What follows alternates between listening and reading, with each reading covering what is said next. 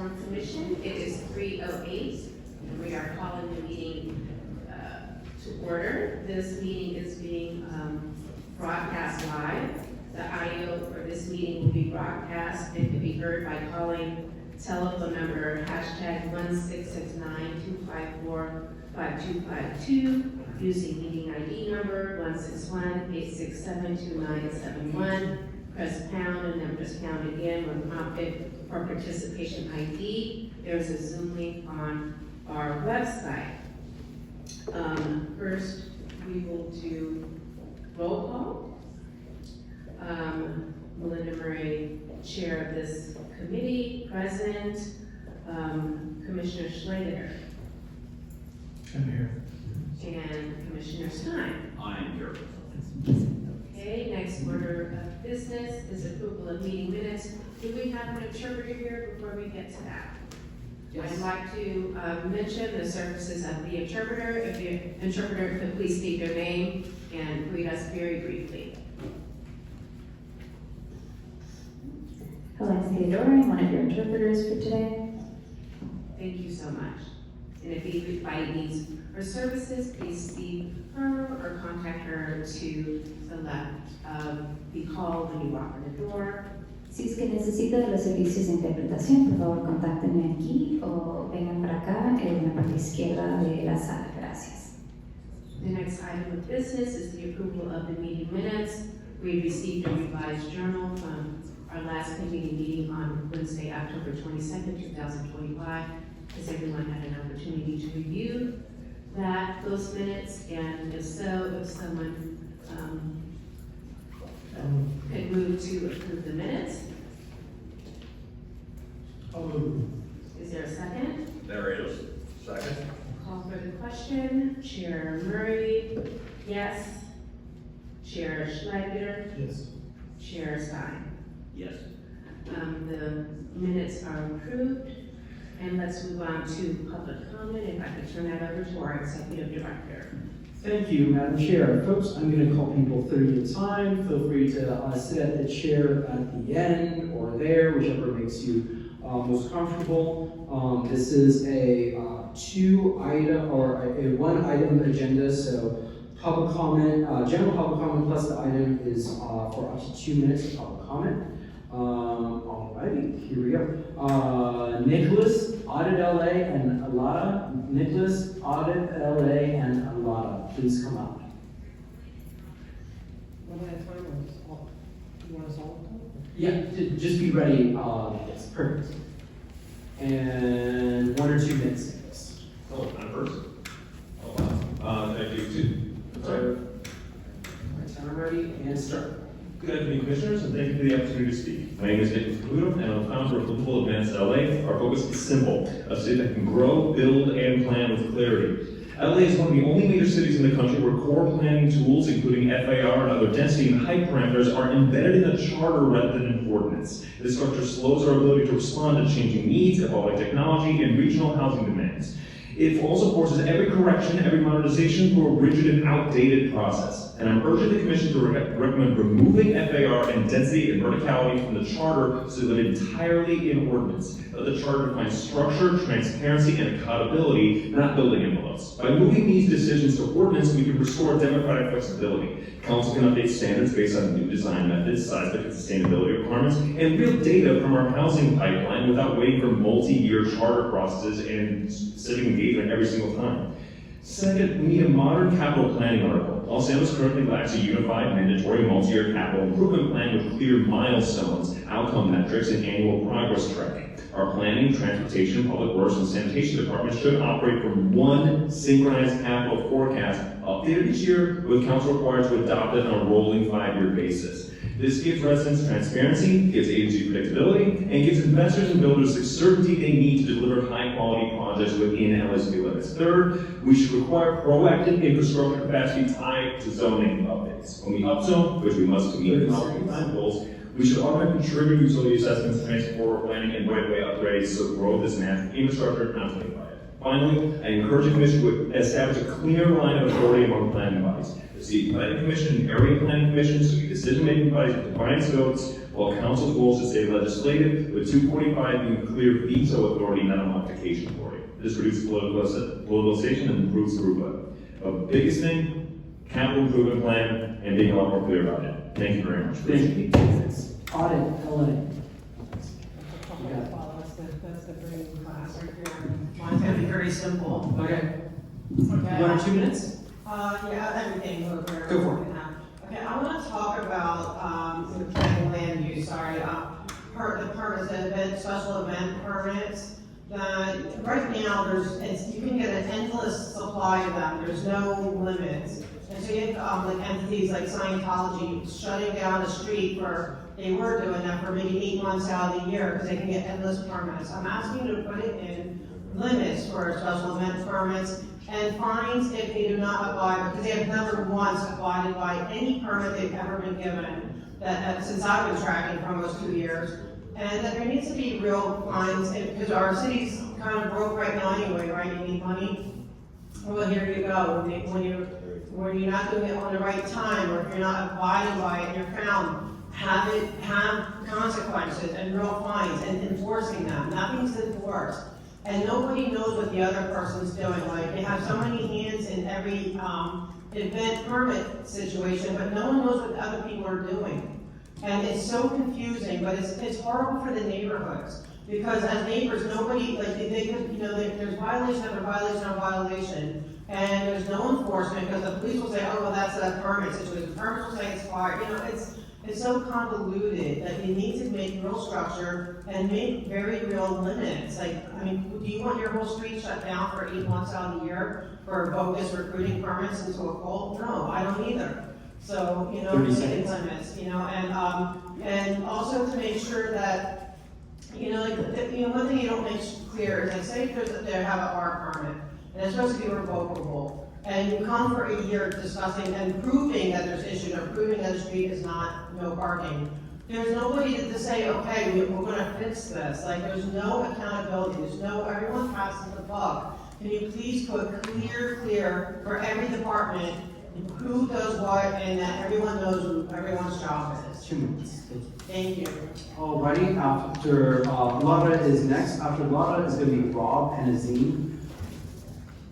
Alright, 1 or 2 minutes?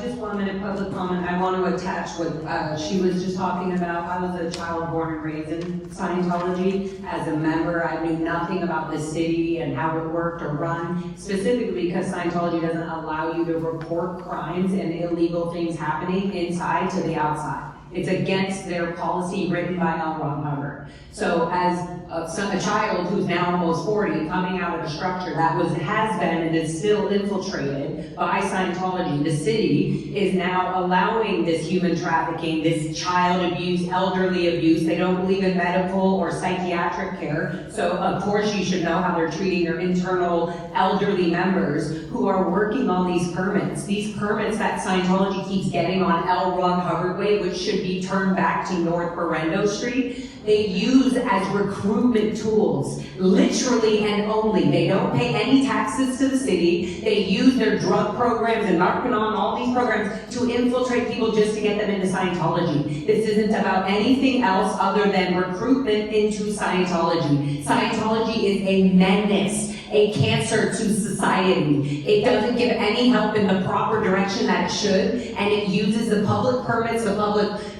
any kind of permits, closing down L. Ron Hubbard Way, things like that, to recruit and make money off of the city. They use their PR, they use the city, oh, come onto our street and have your event. But the moment somebody else wants to do it that is not has anything to do with Scientology, they say no. So there's a very specific thing. Scientology doesn't own L. Ron Hubbard Way. It's disgusting that they even put a cult leader who has abused and came up with a method of abusing an organization so deeply as the name of the street. Please revoke that name. Get rid of there's a revocable permit. Please look at it, investigate it. They haven't been paying insurance at all for fucking 10 years.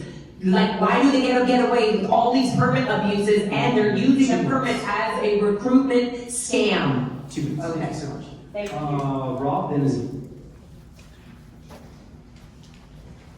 1 or 2 minutes? 2 minutes, and can you give me 30 seconds as a... Perfect. Go.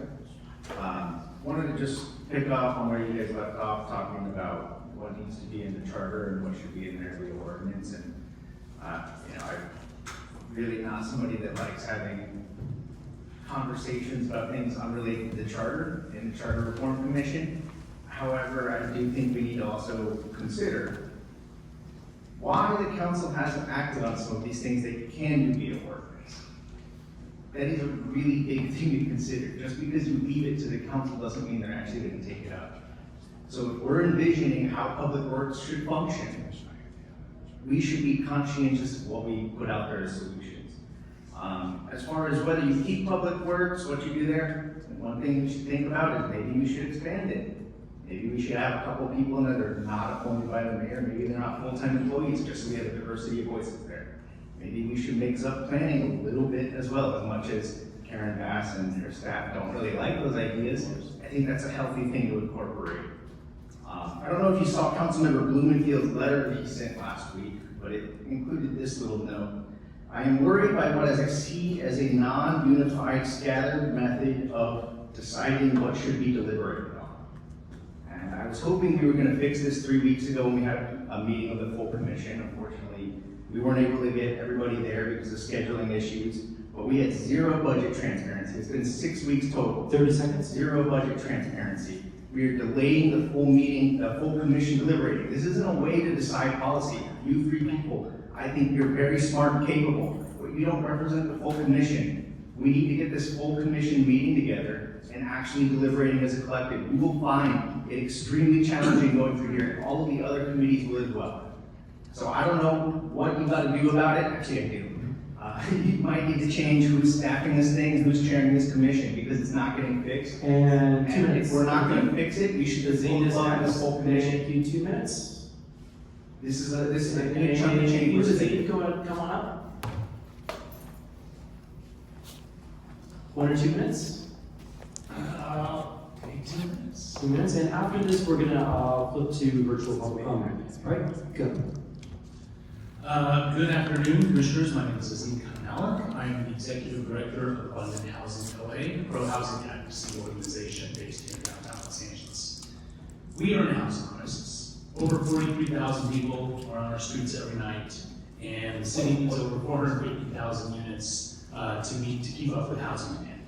The truth is this: the current charter is an impediment and has entrenched a political and discretionary land use system that contributes to housing scarcity and delays urgently needed projects.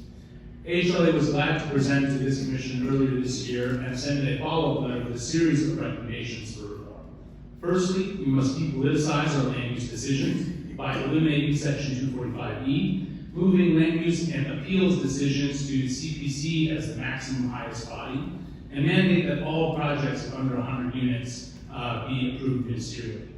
Second, we must ensure better planning outcomes. We support establishing a fair share or mini-MENA requirement for all community plans to ensure housing supply is equitably distributed across the city, require that the zoning code provides sufficient base zoning to meet our housing needs, reducing the number of community plans, and requiring general plan and community plan updating at least every 20 years. Next, we support streamlining city resources for housing. We request that the commission consider requiring periodic assessments of all city land that could be used for housing. And giving the housing department the authority to identify city land that could be used for housing, as well as the authority to manage and develop that construction, and the authority to execute and fund all projects. Lastly, while it is not within the realm of planning and housing, we just want to express our support for an expanded city council as you consider your recommendations, as well as a rebalancing of power between the mayor and the council to ensure that the mayor has the sufficient authority to exercise that position's executive functions. Thank you very much. Thank you. Alrighty, and as promised, at City Hall meetings of the commission and committees, we will be able to do virtual public comments. So we have hybrid public comment now. I'm gonna let Paige come over and take over.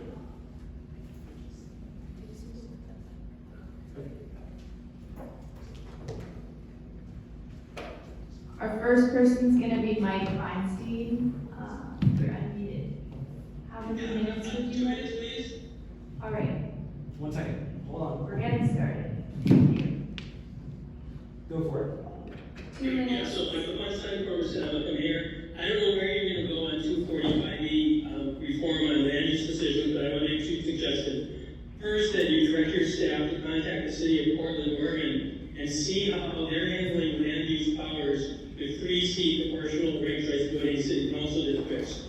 My understanding is that they're having a single office for all 3 council members for pothole type services, rather than having 3 separate ones and all requests go in there. I'm not sure entirely how the other powers are exercised, and your staff can probably get a good presentation from Portland. And certainly, decentralizing power with all the corruption issues we heard with the council, decentralized then use power over 3 people could be a benefit. The second thing is, rather than you making some great suggestions and having the council chart them down a priori, I'd like to see you ask all council offices to send what they think is the answer to the concentration of power, the corruption scandals, etc. around land use choices, and have either your staff send something or come and speak to your committee on its own and give their alternatives on how to handle this issue. Thank you so much.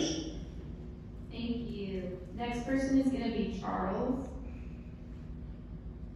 Hi, good afternoon. This is Charlie Carter Hi, from Vancouver Local 11, Hospitality Workers Union. We support housing development, particularly affordable housing, all over the city of Los Angeles to address our housing crisis. However, we believe that our elected officials must retain their land use authority over commercial development in both adjudicatory decisions, i.e. Appeals and other quasi-judicial decisions, as well as important decisions over general plan amendments. We also believe elected officials must retain the authority they have over the city's use of public land, as well as planning decisions made on that public land within the harbor department and all other regulatory departments. So as this process moves forward, please make sure the voice of the public can still be heard in development of our city. Thank you very much. Thank you. Okay, next person is gonna be Brendan. Brendan, you're unmuted. How much time would you like? 2 minutes, please. All right, starting now. Good afternoon, Commissioners. My name is Brendan Fisher, and I'm a volunteer with LA Forward, currently leading a volunteer group specifically focused on the capital improvement program. Within this volunteer group, we think we see what an amazing opportunity the CIP presents to raise the standard of living across the city. But at the same time, we have concerns that the city itself is simply not taking it as seriously as it needs to. So in addition to mandating that a 5 to 10 year CIP with frequent reviews is mandated within the charter, we would also like to emphasize that we think that the charter, the CIP, needs to be administered by a single chief of infrastructure or something along those lines, a single executive. I appreciate that the Board of Public Works has volunteered themselves to take on this role, but ultimately the CIP and the opportunities it presents should not be added on to someone's day job. Instead, it should be one of their primary focuses. So as you deliberate and consider how the CIP will fit into the city's charter and the city at large, we strongly encourage you to see this as an opportunity to have someone who's responsible solely to the CIP itself, and that position is filled after an extensive interview process for someone who has deep experience with infrastructure investment. Thank you. Thank you. Next person is gonna be Henri. You're unmuted. How much time would you like? Thank you. 2 minutes, please. Starting now. So I want to echo a sentiment regarding the decentralization of power, and I think part of the importance on land use is the prosecution aspect of violators and code enforcement. It's very clear that the city attorney's office needs to be divided up into a civil and criminal branch, for which actually has a big authority to prosecute, especially since we know from Michelle McGinnis' case that the city attorney presiding right now, Heidi Soto, explicitly mentioned that, quote, we do not prosecute corporate defendants in any capacity. So that clearly means anybody that's a violator, either civil or criminal, this Heidi will not prosecute them, and she's running for a bid for re-election. And it's very clear that the city attorney's office has a long-standing history of favoring developers and letting them get away with all sorts of contract violations, memorandum of understanding,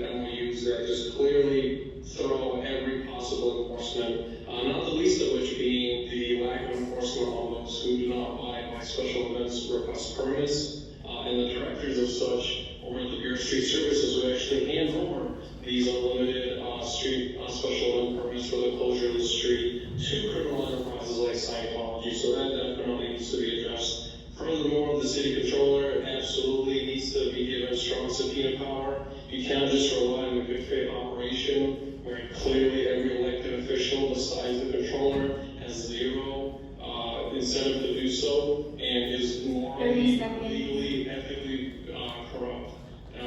Furthermore, there needs to be some sort of hard-coded limit for special events and the operation between the Bureau of Street Services and the decentralized power of which agencies can actually issue things like special events permits needs to be further decentralized. It's very clear that many of the other commenters have a better pulse on the city than many of the people within the city that are elected and appointed. And time, thank you. The next person is gonna be Barbara. Barbara, you're gonna unmute, please. Oh, thank you very much. How much time would you like, Barbara? 2 minutes, please. Yes. All right, I would starting like now. to speak in opposition to many of the points raised by London housing representatives. As a one-time land use chair of the neighborhood council, I know the community plans are very important. I do think the FAR ratio should be removed from the charter. Project review by communities is an incredible, valuable piece of the city's planning process. We know our communities best and actually have made incredibly important contributions to developers who come before us to craft better projects, not only for the community, but for the developers and the people who live in them. Some of the issues that have come up in the past about the housing crisis, the housing affordability crisis, ignore economic realities, blaming NIMBYs and community people for the fact that there isn't enough construction. The city could rezone every single lot, and if interest rates are high, if insurance is unavailable, if labor is not available, those buildings won't get built. Developers don't build in a vacuum. They look at all of their opportunities to maximize revenue across a broader place than Los Angeles or even the state of California. This is not being acknowledged by people who think just do away with zoning, do away with all this stuff, and suddenly we'll have affordable housing. Everyone can have a cheap apartment where they want to live. That's not reality. I think it would be important to ask the city to analyze how many times 245 has been used. I know in our council district it's rare, and we have gone to that on one occasion over the last probably 30 years, asking a council member to use it. And it was over a 1.5 inch over height front wall. There is corruption, there is a failure on the Department of Building and Safety to enforce laws that have been passed. It should not be inconsistent, enforcement should not be based on complaint only. And we have had some real serious concerns about the failures to— And time, thank you, Barbara. Is that it? Yes, thank you so much for Time speaking. Thank you. The next person is gonna be Michael. Michael, can you please unmute? Yes. How much time? 2 minutes? Perfect. Starting now. Okay. Thank you, Commissioners, for this opportunity to provide comment. I support the housing efforts. I don't support the way they're being implemented, primarily because people are proposing to strip away all public right to provide input and comment as to the type of neighborhoods that they want to live in. I specifically push back when it comes to all of the efforts that are being made to gut historic preservation.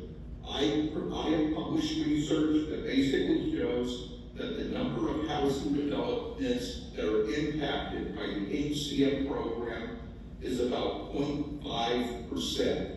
There's maybe 4 or 5 projects a year that might be impacted by historic preservation, and yet historic preservation is being gutted in response to programs to promote housing. I do not believe that city planning directors should be the one in charge of determining historic status. I want to see the Cultural Heritage Commission restored to full autonomous authority in making those decisions. And I strongly urge you to take a look at San Francisco. San Francisco recently published a report where they're proposing to nominate 16 buildings as historic 30 seconds. District 8. That is Scott Wiener's district. So the man who is pushing all of this housing regulation upon Los Angeles, San Francisco can continue to nominate buildings as historic. But here in LA, OHR and CHC are refusing to accept applications for historic buildings if there's any kind of demolition permit proposed for that property. And it's not right. The city And time. Thank you, Michael. the city is responding. Michael, that's time. Thank you so much. Our next person is gonna be Carino de la Cuesta. You're unmuted, or you're asked to unmute. Can you hear us?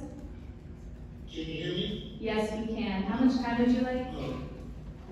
2 minutes. All right, 2 minutes starting now.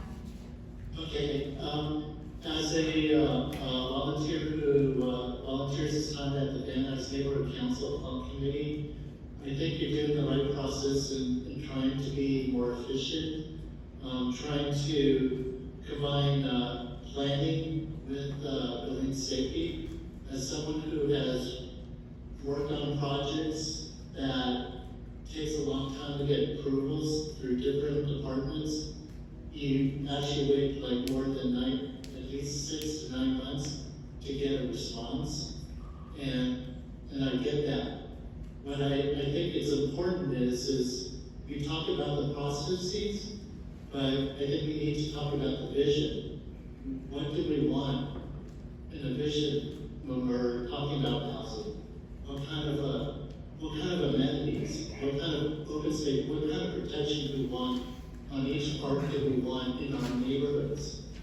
Which, is a process that hasn't really realized and hasn't really thought. So I think the design review process is very important, especially in corridors, and especially neighborhoods that probably need protection, from overpricing, for gentrification, or through neighborhoods who are just trying to protect their own homes. So, 30 seconds. It deals with a lot of stuff. So, I want to see more process in the design and the vision. I yield that. Thank you. Our next person is gonna be Lionel. You're unmuted. How much time would you like? Still 2 minutes, please. All right, 2 minutes starting now. My friend, Alina Margaret, budget advocate speaking on my own behalf. Regarding the infrastructure, I'd like to echo the comments made by my colleague Carino. I echo his concerns. I'm a bicyclist. Regarding planning infrastructure, generally speaking, I would see better bicycle infrastructure for bicyclists and better safety improvements for pedestrians and riders. I think that the city should invest. So I know about the LA in that secure funding, and I think that it's very important for us to focus on making LA safer for everyone. Transit riders, pedestrians, seniors, children, bicyclists, and that we have to make these reforms ASAP. Thank you for your time. Thank you. The next person is gonna be Sheeta Ashley. Yes, thank you. How much time would you like? This is Sheeta Ashley from City's HOA. I echo some of the sentiments that my colleague made about as much as we can upzone parcels, you cannot provide financing. If you cannot provide financing for whatever project, builders are not going to build. So that being said, I also believe that the Planning Commission should be comprised of professionals, not average citizens who have no experience. The Planning Commission has to be members that have professional experience in architecture, landscape, planning, engineering, land use law, all of that. Sometimes these commissioners are being picked without any experience, and they make the wrong decisions and subject the rest of the city to bad projects that we cannot stop. Secondly, building and safety. We've talked about it over and over again, and it keeps coming up in the news.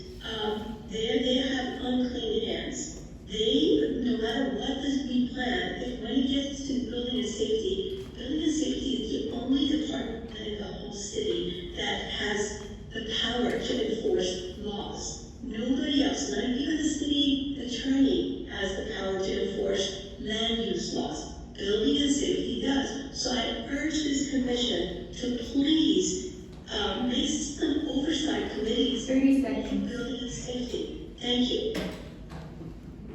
All right, and our last person is going to be Frank. Frank, if you're there, you can unmute. How much time would you like? 2 minutes, please. All right, 2 minutes, starting now. Good afternoon, Commissioners. Thank you for the opportunity to participate here. I'm a resident of Van Nuys and applicant of a recently designated HCM, the Millennium Mountain Warehouse Apartments here in Van Nuys. And I wanted to comment on, in regards to the charter reform and the process that we're facing here, which is going to be going on for a while. And Vince Bertoni, the Director of City Planning, absolutely laughable letter that he sent to you guys in regards to basically stripping the CHC and just about anybody of any say in regards to the historic designation process in our city and having it all go to city planning and Mr. Bertoni. And I think that is probably the worst thing anybody could think of to do, as I have been through the hell of designating this historic monument, and every step of the way had to encounter the absolute unwillingness of city planning, OHR, and NOHR to even comply with laws and ordinances in existence, and rather issuing absolutely ridiculous, preposterous memos as to how they interpret things and not follow the law, but simply going by whatever policy they come out and whatever interpretation they find they want to go with. So to abolish the CDC and public say and give all the power to city planning it's like hiring Charles Manson to be a Time. Thank you so much. It's probably the worst thing they can do. So I struggle. Thank you, and thank you so much, Madam Chair. That concludes our public comment for today. Was there anyone left? Actually, sorry, I always ask this. Was there anybody left in the audience that would like to give one comment? Okay, fantastic. Yes, that concludes public comment for today. Thank you. And is there any comment from neighborhood councils, any community impact statements? Seeing none, let's go into the substance of what we're here to talk about today. I want to thank everybody for coming, and I want to thank our special guest from the Department of Planning who's here. Next, are we going to be having a presentation? Sure. Actually, let me just read the item into, and then we can start discussion. Item number 1, discussion relative to potential planning and infrastructure related to charter amendments, including, but not limited to, issues related to current city charter provisions and related policies governing the planning, delivery, and oversight of Los Angeles' physical infrastructure, a capital improvement program, land use, decision-making structure, and governance, and possible action regarding related report back requests and related matters.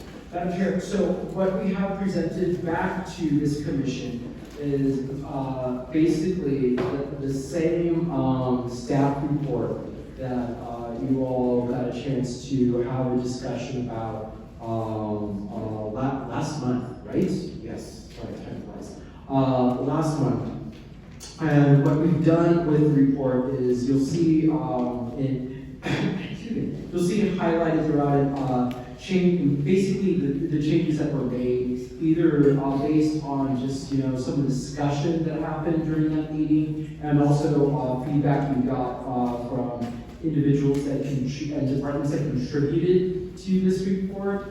So it's corrections, additional citations, a group saying, oh, I actually supported this, but didn't support that. Those are mainly the changes to this document that is basically the same thing that we went over at our last committee meeting. So you'll see all those changes in highlight. I'll have, there's today, I think our goal is to kind of go a little more methodically through this. I think a good place to start for the runner show as we talk about the planning aspects of this is to go over the sections of this that relate specifically to planning. We have staff members from the planning department. Thank you guys for coming, who are here to answer any additional questions for your all's discussion, and really start to have some items move forward based on what this committee wants to staff to do a deeper dive on, and things that, quite frankly, you're just not ready to move forward with, things you're ready to possibly eliminate in this process.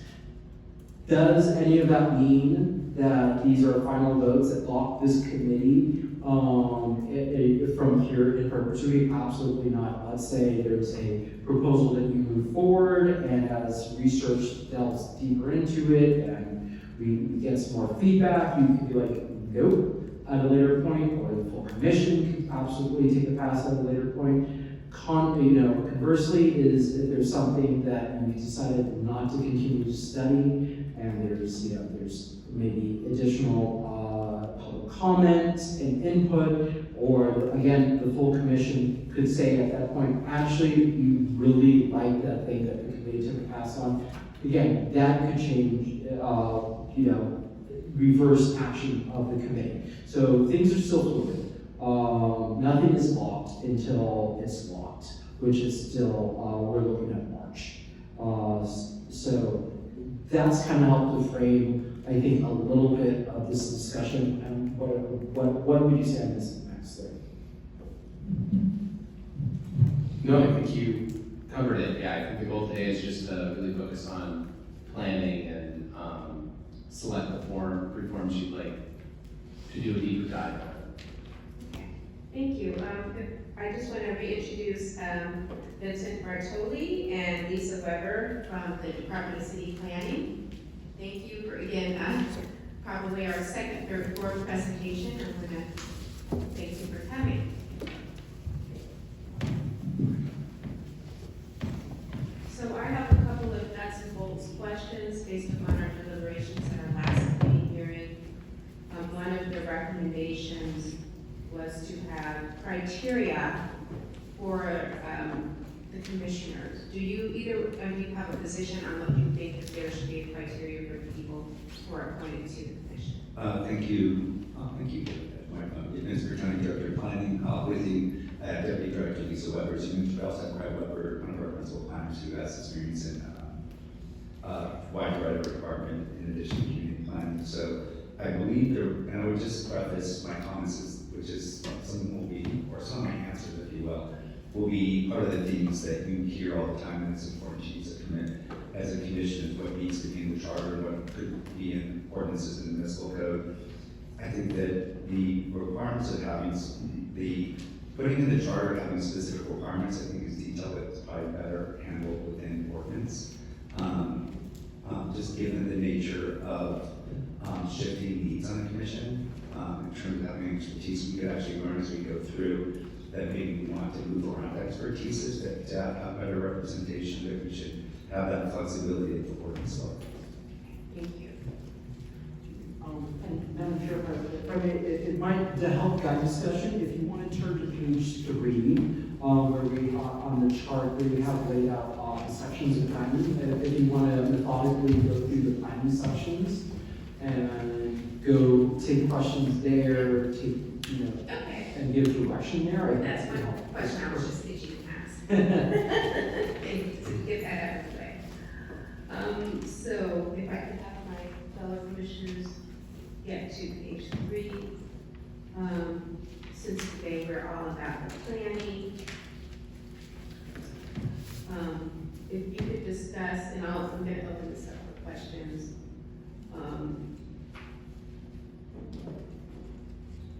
Give me just a second. Sure, I'm happy, just for the folks listening and those who don't have the report open in front of them. The planning section, A is we have reform the planning and land use appeals process. In A, we have 1, 2, 3, and 4.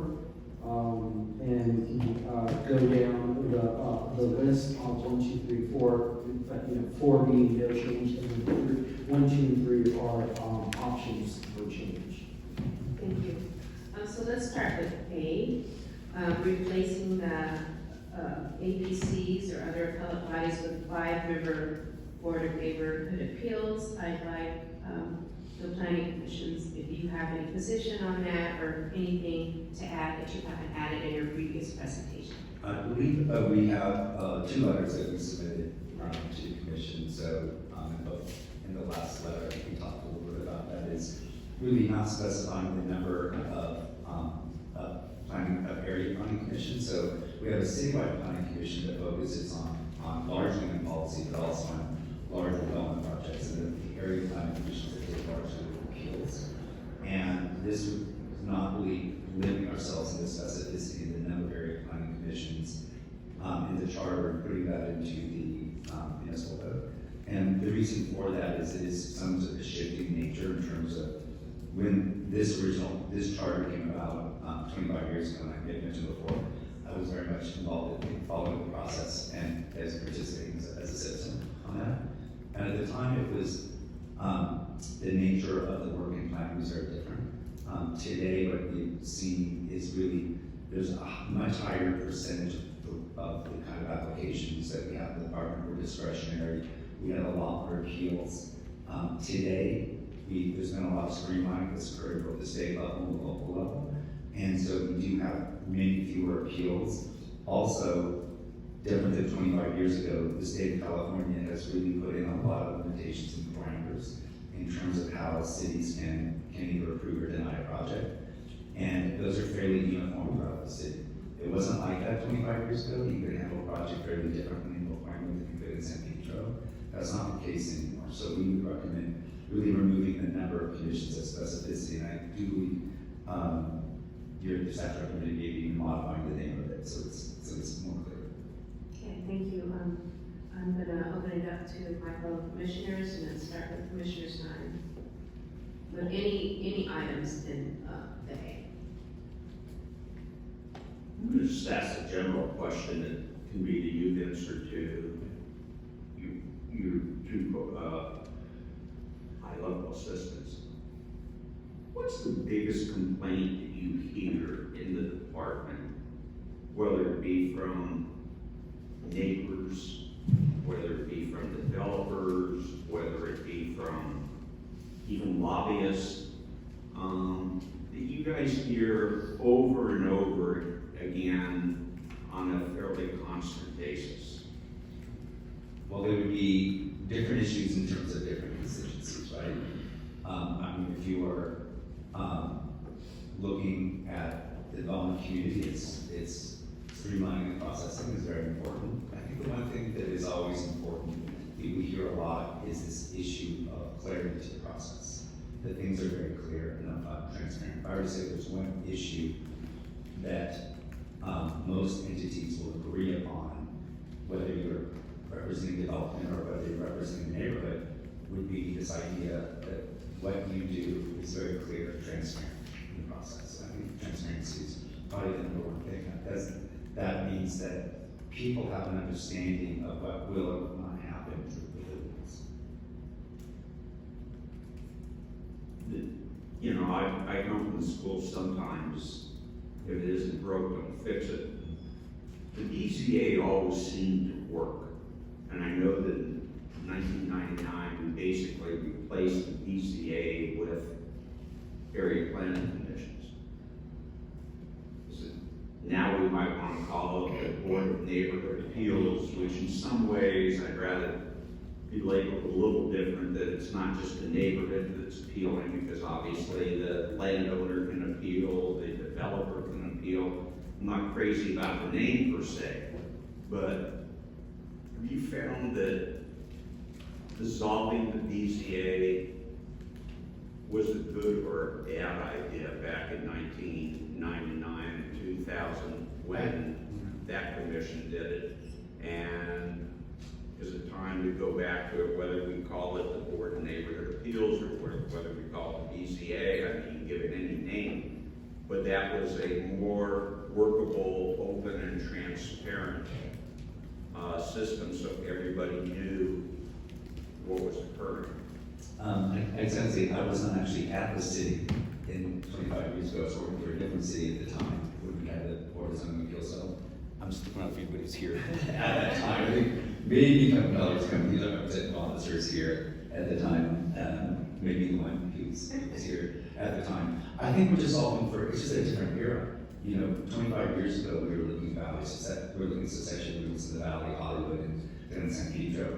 The charter theme, I followed the Charter Reform Commission meetings, I went to them, many of them, and there's this theme of how do you localize power in the city, right? That was a very strong theme. We looked at a borough system, and there was some advocacy for that. I think what came out of it were some initiatives. One initiative was the neighborhood council system.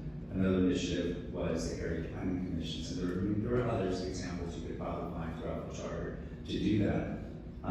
But it was a different time from a development standpoint. I think that right now we have our area planning commissions. Some of them meet very frequently. So we are very much canceling meetings of area planning commissions for lack of items.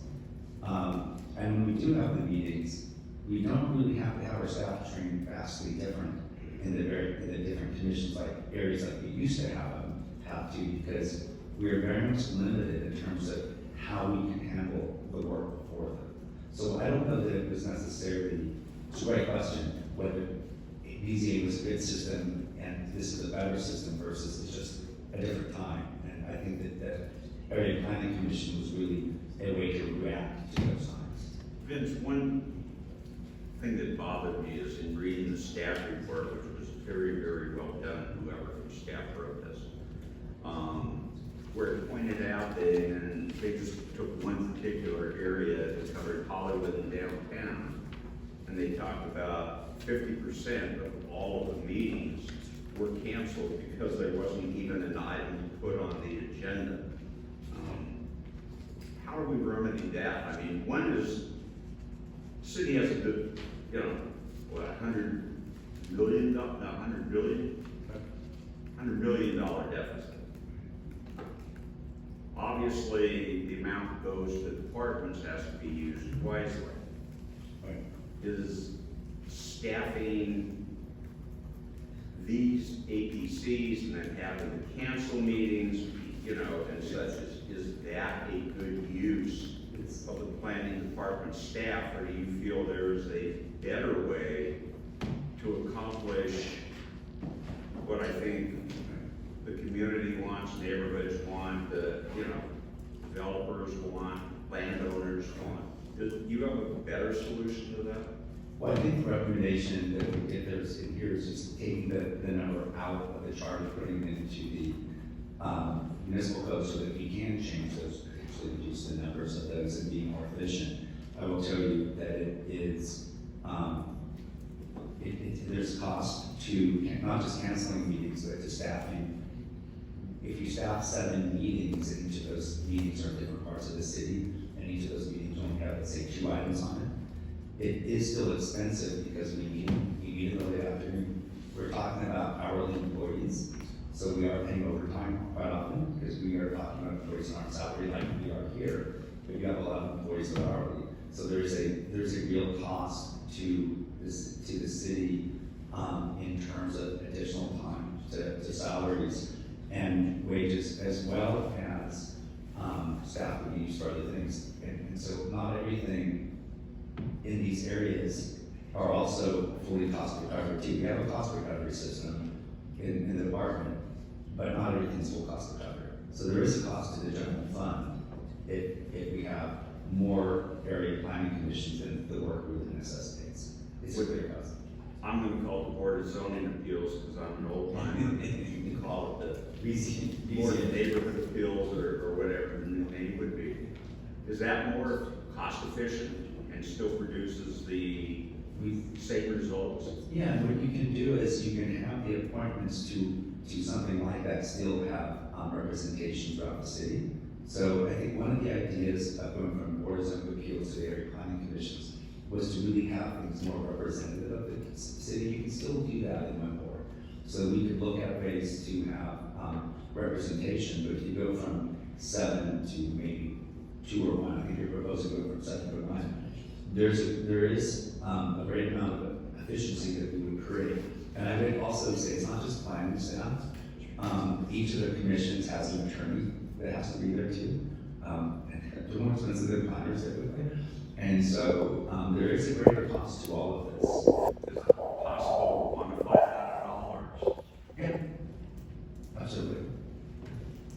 I'm gonna ask one more question. I'm gonna turn it over back to the chair or to Martin first, however she wants to do it. Oh, I'm sorry, thank you, Justin. I always think it might have been scary as regards to it hasn't been. What's your opinion of de novo on, again, whether you call it the Area Planning Commission or whether you call it the BCA or whether you call it the new Neighborhood Appeals, whatever it would be?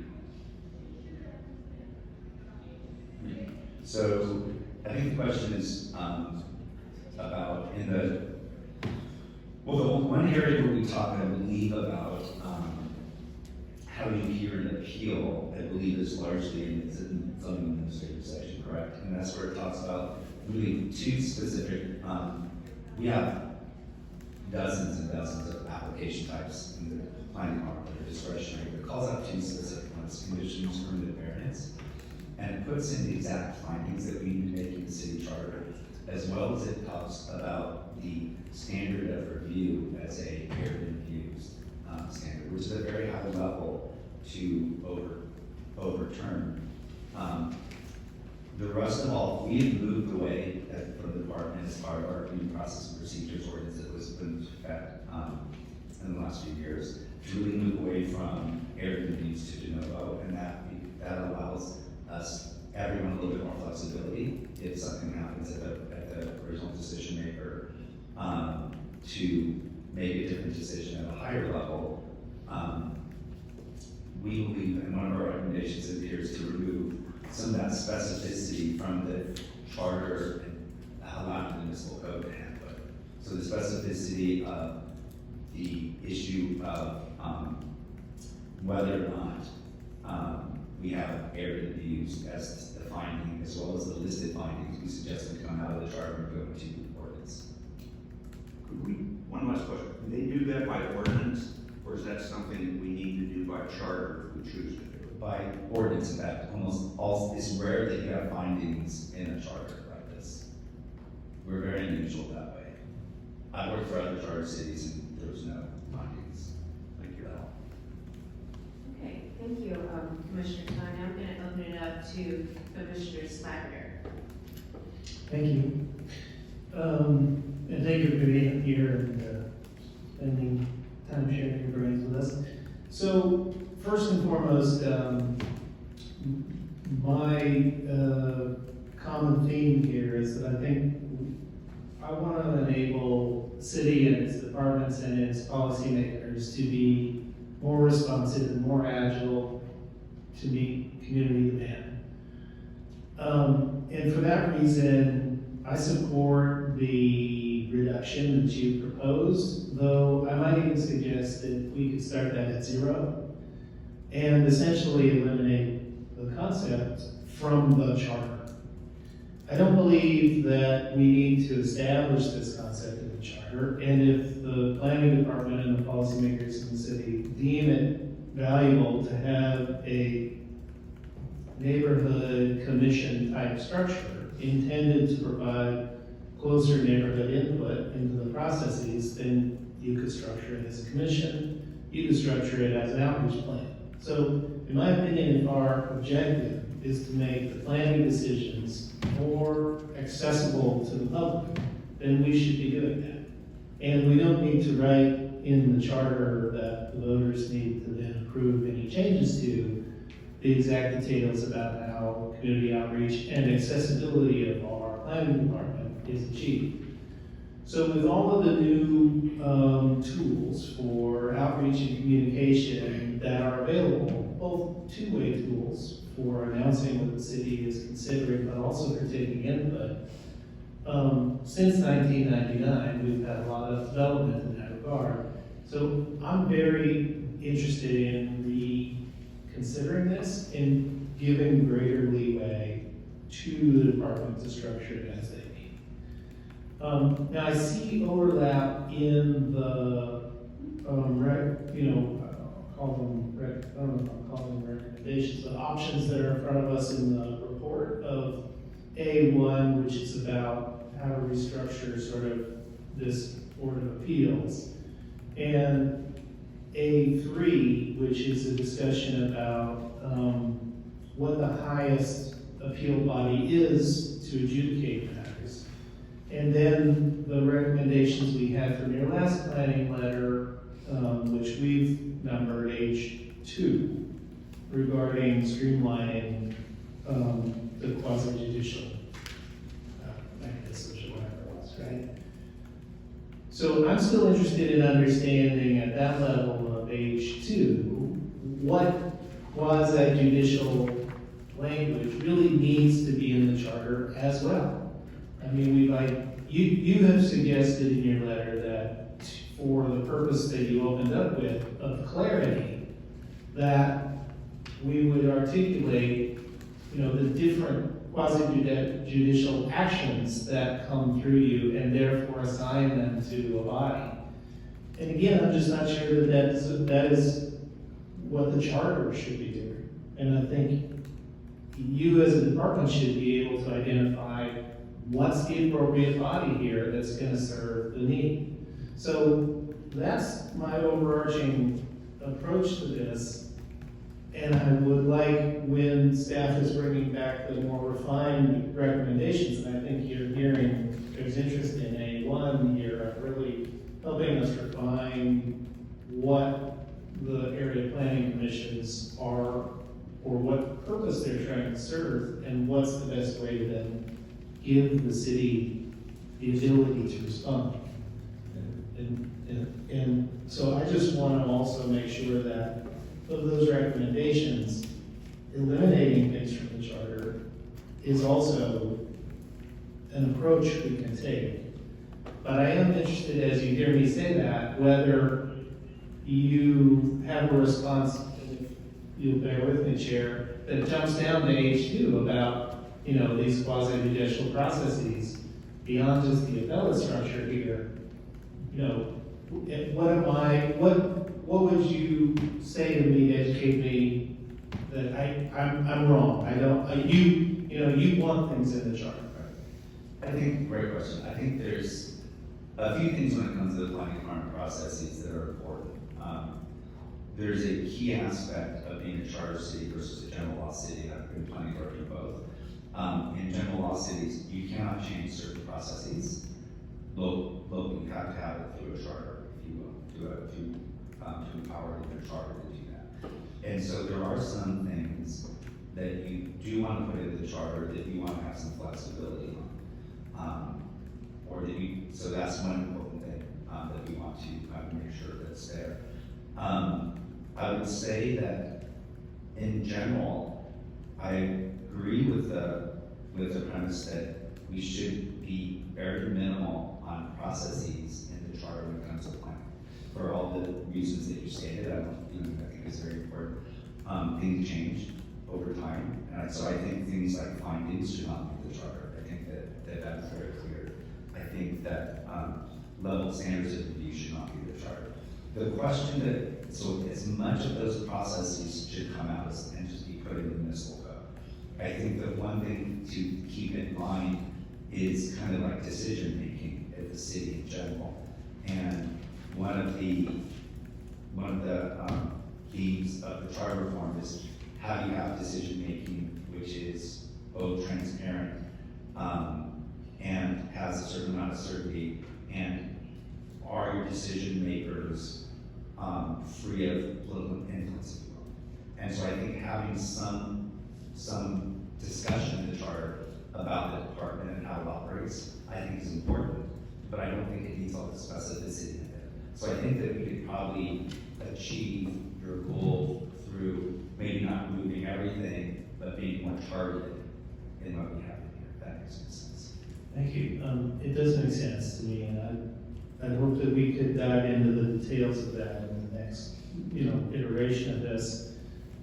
So with regard to A1, my approach would be sort of give full, leeway to the department to determine what sort of neighborhood level review is necessary, but to then articulate the appeals bodies, or primary body for these, whatever processes you believe really should be identified in the charter.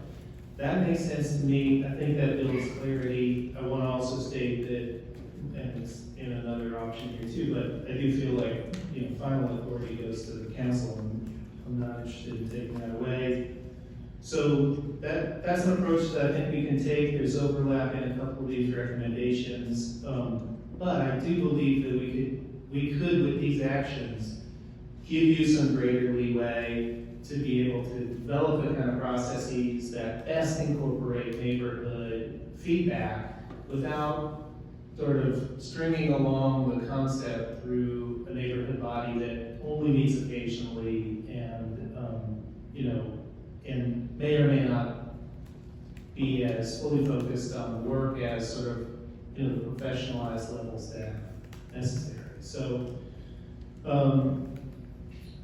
if you bear with me with just, I won't ask another question, but I did two other comments related to the way you spoke about the commissions as a response, and I think the idea that we are discussing here around commissions is something that I know staff needs to be sensitive to, is falling in other committees as well, in the sense of there's a wide range of city commissions, and some of them are in the charter and some aren't. One is paid and others aren't. Whether they have expertise, whether they have a need to be in the charter, whether they should be paid. I think these are sort of overarching questions around commissions. In this case, I think for our purposes of understanding how planning is operating, we're headed in the right direction to reduce that area planning commission role, but I think where other planning commission activities are happening, it might also merit an overlap discussion with commissions more largely. That's one. And the other thing is just Commissioner Stein raised point A2 here, option A2 with regard to the de novo. I think that's an obvious one, kind of, we should just move forward accepting that recommendation. Thanks. Thank you, Chair. Thank you. So let's move on.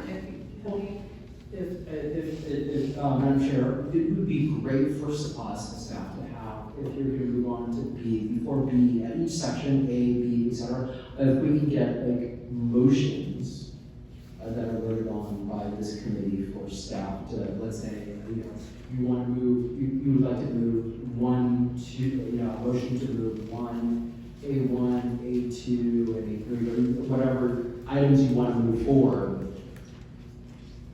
So, since I sort of went on a long bit about this, to your point, Chair, if you want us to begin making motions for the staff's recommendation. Sure. I would move, for the purposes of option A1, that, we structure this to give full authority and leeway to the department. And that may look like eliminating APCs. It may look like noting them without a required minimum. By department means staff, correct? Department staff?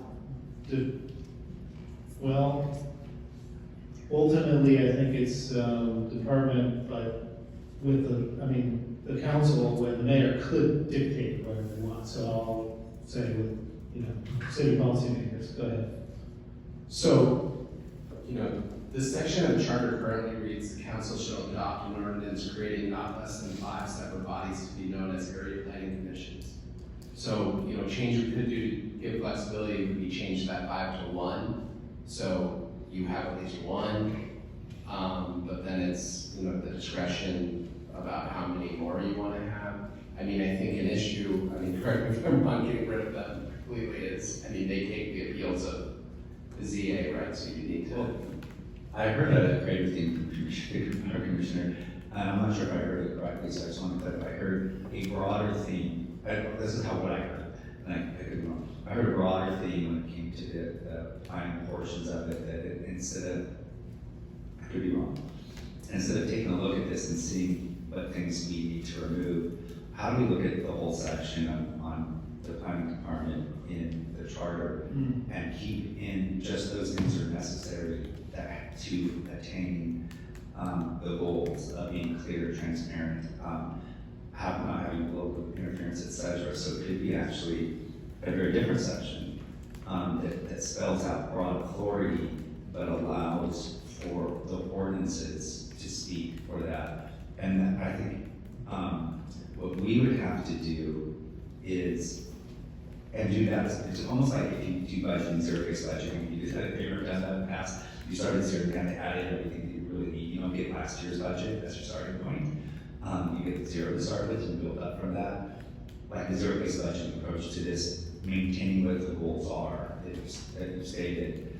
And then we can maybe come back with, we have to have conversations with our attorneys to see what, there's some complexity of the structure, but we could work through that with your goal. Yeah.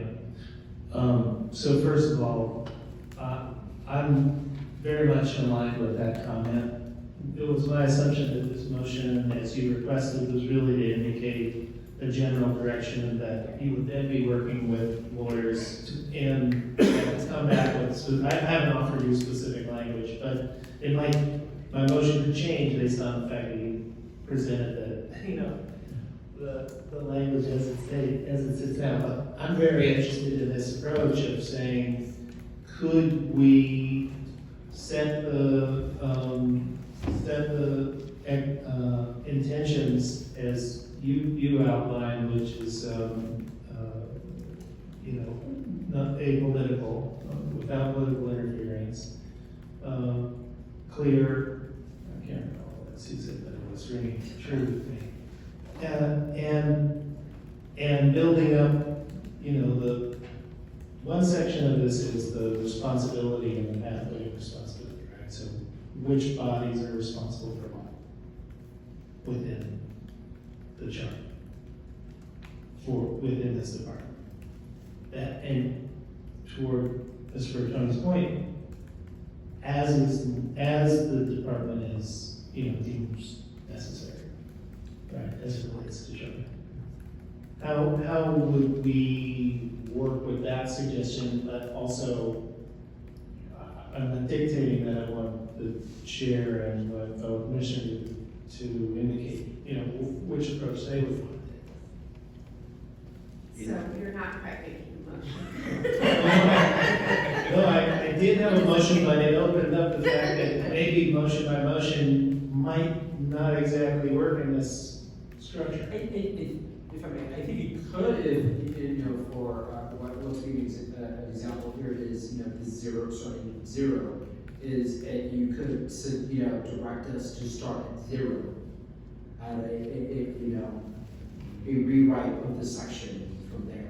Although I just, the look of terror on his face right now when I said that to me. But I think there's some things we're gonna have to put in the charter by state law. Yeah, absolutely. And And we'd be working extensively with the planning department, city attorneys, and others throughout City Hall on whatever motion is put forward on these reforms. So just to clarify, you just mentioned that you didn't want to limit the number. You didn't want to have, you know, we could be at 0 or 15 or 20. I think your recommendation is that there be flexibility as far as the number of those appellate bodies. Is that correct?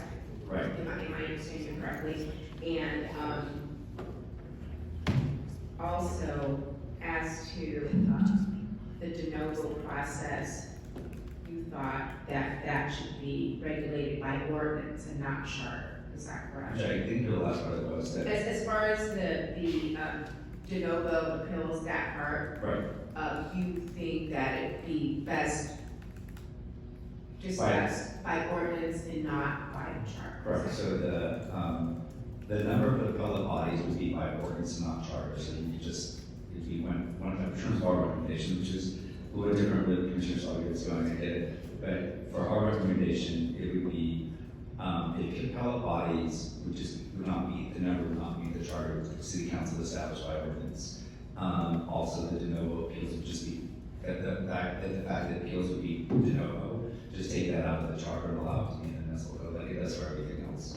So I think to accomplish those goals on staff side, we would just need a motion to move forward with A1 and A2 at this time, and not to move forward necessarily with 3. Yeah, and we can take into consideration, you know, those additional instructions, or that can be a separate motion, like to add, or to have us to look into, you know, what Commissioner Schlager just suggested. But I think we want to make sure we're sort of like dispatching with this list. So yeah, we're making sure we're doing all, you know, moving forward, what we want to consider from this list, and then if there's additional items, you know, add those in a separate motion. Does that make sense? Sure. Could I ask for one small amendment, just changing the name of Board of Neighborhood Appeals to something that's a little more agnostic? But I think we're gonna not. Well, if we're taking out the charter, potentially. Yeah, so all of that could come. Okay. Yeah, so when you suggested the motion, I was ahead with A1 option has specifics in that we might, you know, provide more leeway. Yeah, so I think we're trying to pick which motions you'd like to, you know, direct staff to come back with, that you want to consider further. I see. So, you know, pick them, and then I think, I don't know if it has to be in a motion, but, you know, I mean, you already kind of provided some additional context of what you'd like to see with that. And then, yeah, I mean, Commissioner Stein's point about the name, so I don't know what Some little things to get you. So, Raymond, how do you like that? so let me just then, if you'll allow, to better understand the intent of the recommendation on A3. You can modify. What's that? You can modify, of course. Right. There's something, which sounds like we're not. Well, no, I was just having trouble tracking the role of the ABCs with this recommendation on A3 and the recommendation under H2 of who's doing what, right? So is there an objective in A3 that I'm not understanding? Can you describe to me A3 and what we're trying to propose here? Because is it simply that there are appeals going to different bodies and we're trying to centralize appeals in a singular body? So, I mean, from my understanding, the intent of that one is basically you'd be removing council from the process. So the council would essentially be, you know, their role in terms of planning would be making like high-level policy decisions as opposed to like project by project. Okay. So, I mean, there's. Thank you for that clarification. I read it I read that as one way it may be, but I wasn't sure if I was reading that right, or if it was trying to centralize appeals regardless of the council's role into a, you know, particular body within the structure that we have. So then what I'm hearing is the motion would be to request staff to advance, you know, specific proposals related to A1 and A2, considering the intent toward flexibility that we've discussed here today. I second that. All right, any further deliberation? We could take. I'm just looking at our guests here in case any concern. Okay, thank you. All right, so there's a call for the question. Chair Murray, yes. Chair Schlagener, Yes. Chair Stein. Yes. I mean, Commissioner Stein. Yes, motion carries. Thank you. So moving on to B, City Council land use action, I should let our guests know that at our last committee meeting, all of the committee members decided that we had discussions and deliberations about eliminating Charter Section 245E, and we were all opposed to that. So with that in mind, and again, it's nothing is set in stone, but with that in mind, do you have any suggestions about tweaking? I mean, it's not a perfect section, but do you have any suggestions at this time about tweaking 245E in light of the fact that we have discussed having the city council have a say in these decisions? I mean, I think there's ways that you could still keep the city council there in the process that we could explore with your staff in terms of coming back with ideas. I mean, I think the challenge that gets to be a concern is are we these endless loops sometimes with decisions, and maybe there's a way that could you can do referrals back to a commission for a limited number of times or something like that. I think that the issue with 245, and the reason why it was the elimination of what was a recommendation was the idea that this is different for land use than the other decision that the city council makes. All the other decisions are routed back to the previous, that lower level decision-making body, typically a commission. Could be others, but just use the commission and asking them to rethink their decision. But ultimately the city council, you know, doesn't really, you know, assert that authority. In this particular case, we can maybe modify, and what that does a little bit is give a little more shines the light on the issue, so it's not something that just happens very quickly in one city council meeting. So it gives, so there could be some thought, maybe having maybe a loop back, could just be once or something like that, and then the city council asserts jurisdiction. It's one of those things that really is there for just more of a having a shine on the light of an issue, but that would just be one recommendation. But we can explore something else. I mean, if the commission's recommendation is keep it in, that's the commission's recommendation, that's fine. There's no. But we know it's not a perfect, because as we know, we're all here because of different malfeasance on the part of past council members. So we're very aware of that as well. So there's potentially a loop back that could be as part of that. So we can explore that. Along those lines, and this is something that has been discussed previously about time limits and the ordinance either being the votes or the issue either being completely resolved or not resolved at all, which gets us to the next part. 2, which is codified time limit for all city council land use actions in the city charter, and automatically deem actions approved if council fails to act. Just to circle back, on one, if you could, there could be a motion to direct staff to research, reform, but retain 245A, if that's what, it sounded like the discussion.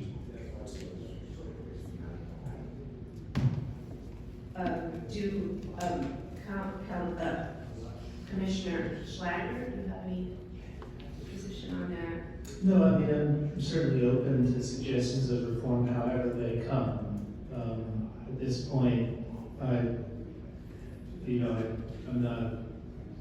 not interested in prioritizing that. That doesn't mean I'm not interested in hearing more reform ideas, but I know we're only an A, we're only a B here. I know we're gonna deliver a bunch of requests to the staff, so again, I'm open to it, but that's not where I would want to prioritize our direction. Thank you. Commissioner Stein. Thank you. I have questions under B for B2 and B3. Let's start with B2 if we could. This is basically directing city council that they must act within a year once it comes to them. It's, I believe, 3 120-day extensions that the language you're looking for. Maybe I read it wrong somewhere, but So we're all hearing the phone ring, trying to figure out if it's ours or not. I already checked mine and listened. am I incorrect on that? Because I thought I read in a couple of places in the staff report, or a confusion, it was something else in the staff report, but it talked about council has the right for 3 120-day extensions, which is the equivalency of a year. I think we want to look back at the commission's staff report to more fully understand that planning's recommendation on this topic was much more narrow, and it's speaking to the approval process for general plan amendments, city-initiated general plan amendments. So if you think about multi-year, multi-million dollar work programs, such as an update to the housing element or community plans. No, but I'm on 2. B2, not on plan amendments yet. I have comments on that, but I'm on B2. And then it's going to be the codified time limit for all city council land use actions in the city charter. And automatically deem actions approved if council fails to act. Is that correct?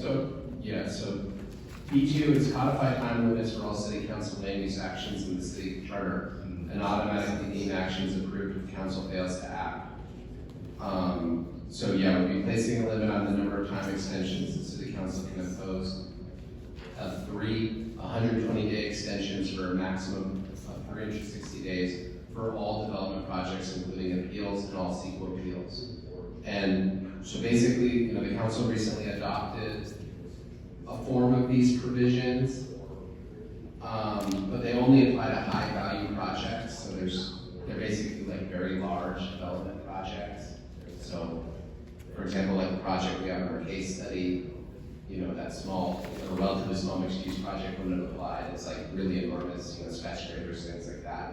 So this would basically be using those provisions for all projects and putting that in the charter, those timelines. I'm sorry, you not naming the thing. Yeah, and I mean, I think some of this stuff is like with 245 and everything, putting these time limits and stuff. I mean, there's sort of like multiple ways to address some of these issues around like council member discretion. But I think this actually goes deeper in terms if we're going to codify deemed approved. What about the time period that elapses from the time someone submits an application to the planning department that it's not a major project, it doesn't fall within major project rules? Someone's going to do a 25-unit condominium project, or going to do a 25-unit apartment project. There should be a time limit that project becomes deemed approved if it's not approved both by whether it be an area planning commission or a city planning commission, and how this ends up, most likely to be an area planning commission because it's too small a project to fall under the CPC. And then you have council extensions on that. Well, by the time you get around to that, it could take you anywhere from 2 to 4 years. And it's hard enough to try to guess what the economy is today, more or less trying to guess what the economy is going to be 3 or 4 years from now, and what, in addition to that, and getting into one of my favorite topics of tariffs, of what that's going to do to construction costs based on all of that. So I think there should be a deemed approved, and the questions that I have is, how do you define it? Does it start from developer submitting his or her application to the planning department, or does it start when the planning department basically deems that all documents are there and you're allowed to get into the queue? That can take nothing more than a day, or it can take 6 months.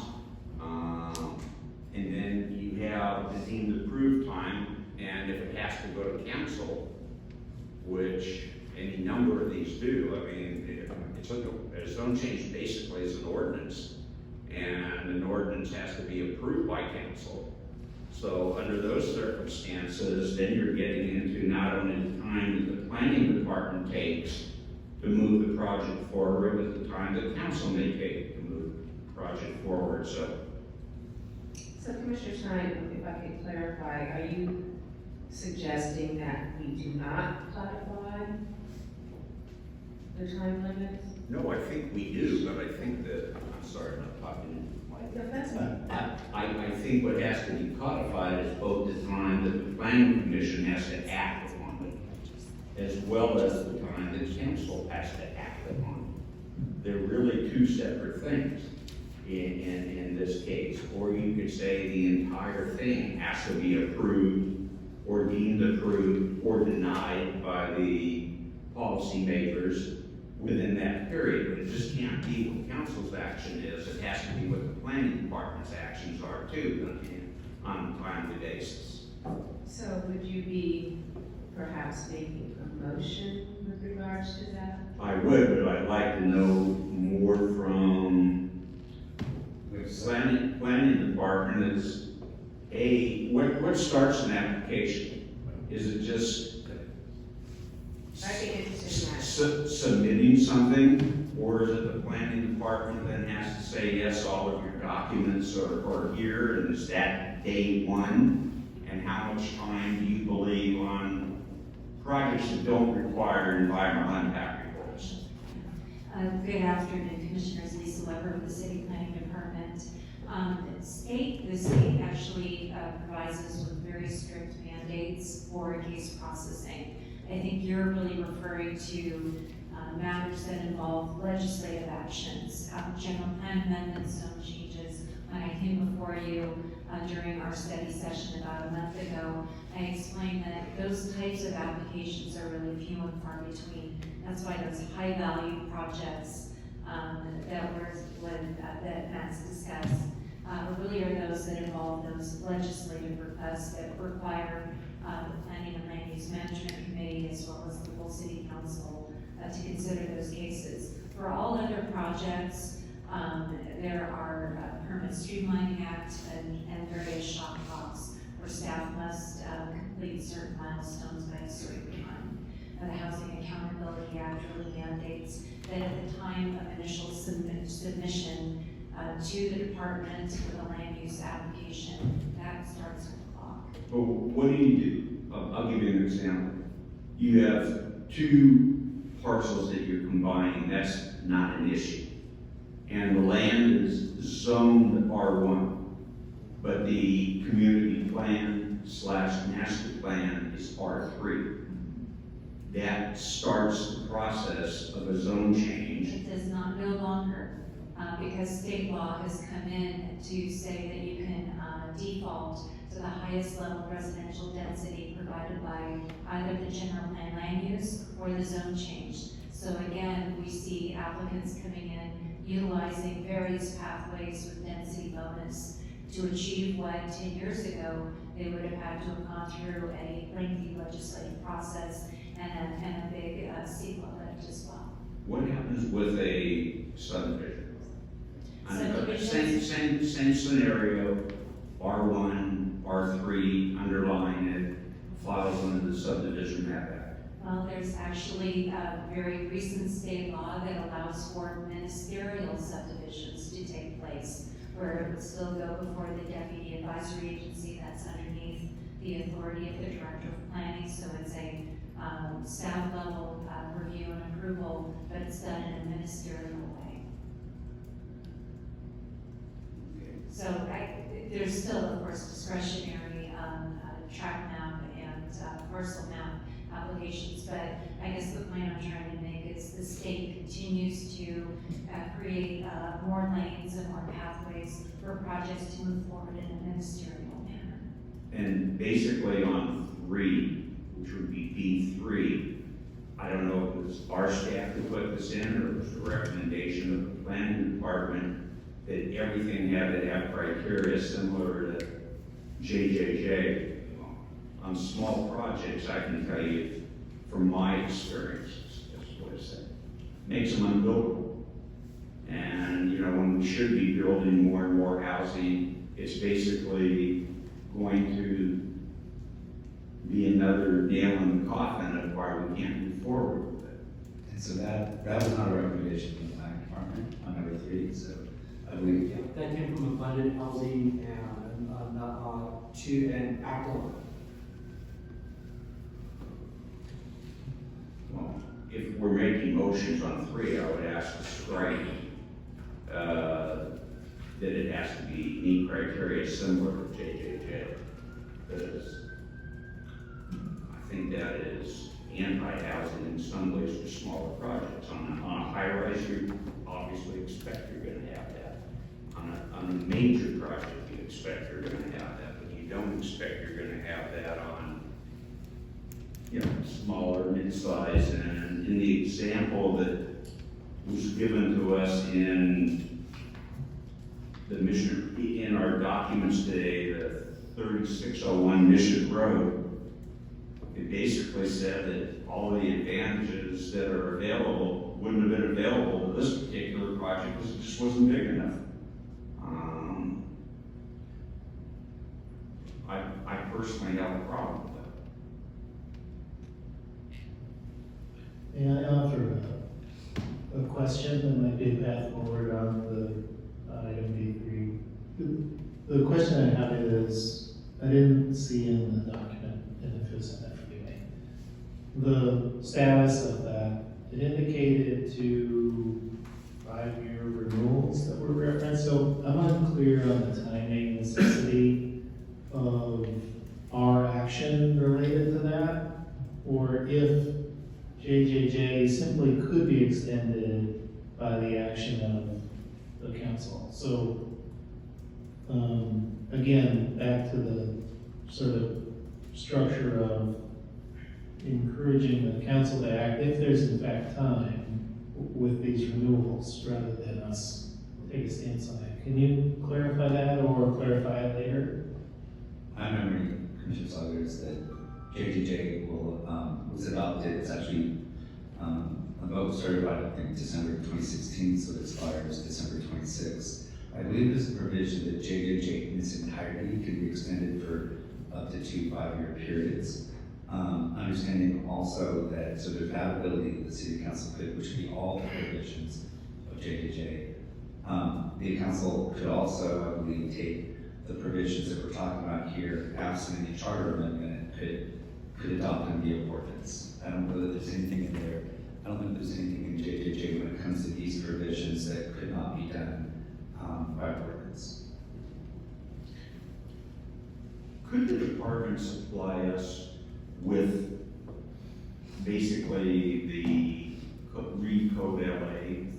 So So I sort of understand in real life what Lisa was saying, considering, well, we have this now, we have that now, state law has preempted this.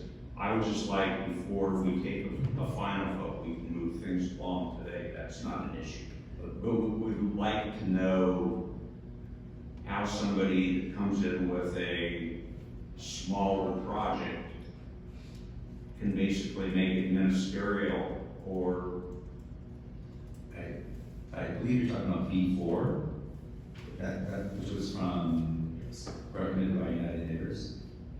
I don't know the details of that because RECODE is our brand new zoning code. So sure, I can speak to that to some extent. So RECODE is a vestigial name of what is now the city's new zoning code.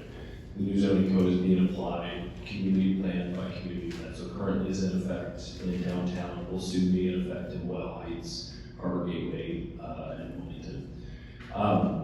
You know, the long and short of it is most projects are ministerial under the new zoning code. So if you look, for example, at the downtown community plan, we went from discretionary approvals for almost everything to you can now build a high-rise downtown through a ministerial pathway by complying with the provisions of the new zoning code, working with its incentive systems, etc.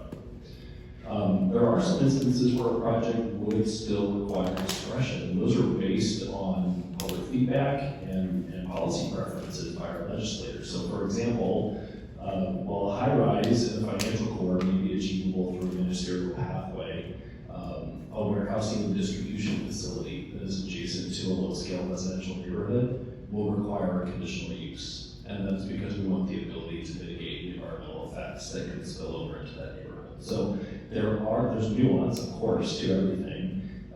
The fundamental goal of our community plan updates and of the new zoning code has been to streamline, make things more transparent, and be as ministerial as possible. But there are a lot of instances where the city will continue to apply discretion.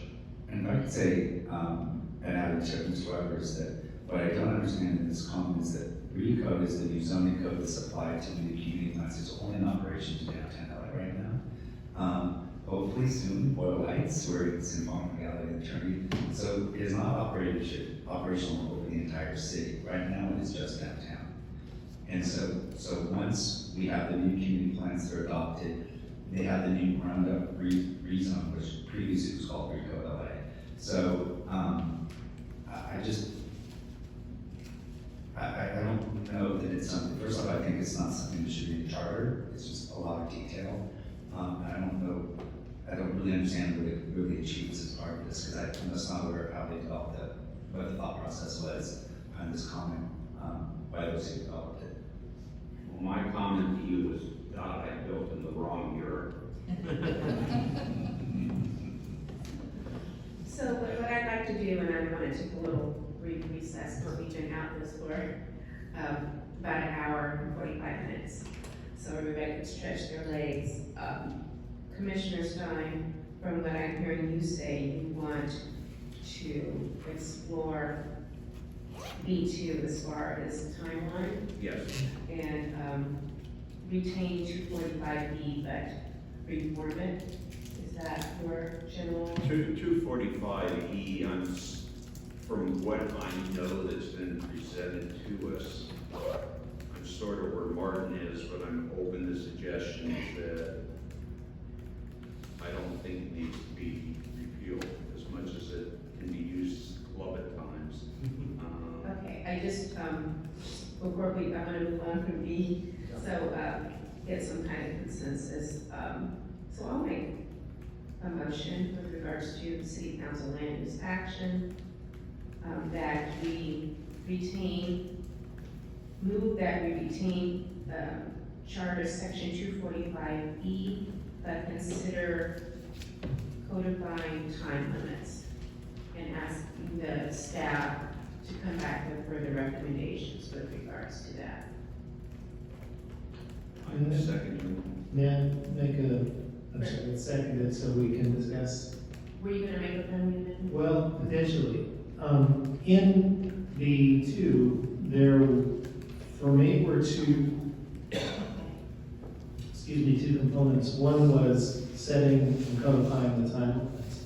And the other was switching language that is currently, if there's no action, it's deemed denied, to if there's no action, it's deemed approved. And I believe that was within the planning recommendation around specifically the general plan amendments. So I'm interested in supporting that recommendation in particular, while still needing to be convinced about the codification of time limits and what those are for which, actions. Because the way staff had presented this is all actions, and I'm still unclear about that just a bit. So I'm definitely open to your recommendation of having that come back so we can look at the details. But I'd like to, as a separate addition, have the specific ability to fix the language on, or to switch the language of deeming actions that are acted on from denied to approved. So I accept your friendly amendment. I'll call for the question. Commissioner Murray, yes. Commissioner Schleifer? Yes. And Commissioner Stein? Yes. So motion carries. So thank you. With that, it is 4:49. Let's take a 10-minute recess and reconvene at 5 o'clock. And thank you everybody for your time and patience here.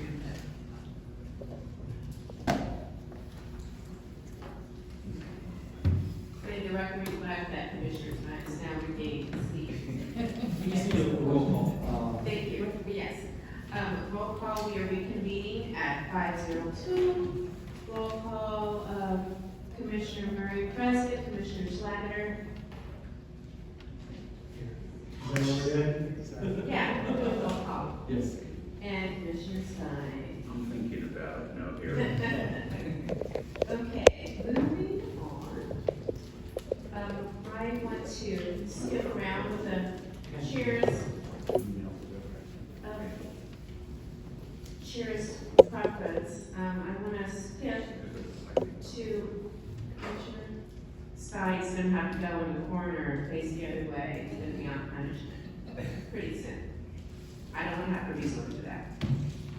I want to give chair privilege and move to skip around to item G. Economic development. Oh, two.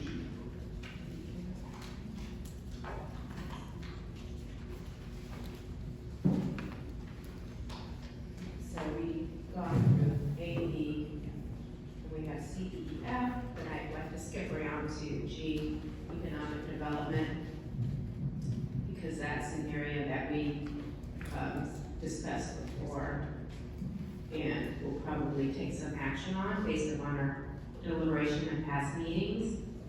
And that is the elimination of Charter Section 104E with the 13-month requirement.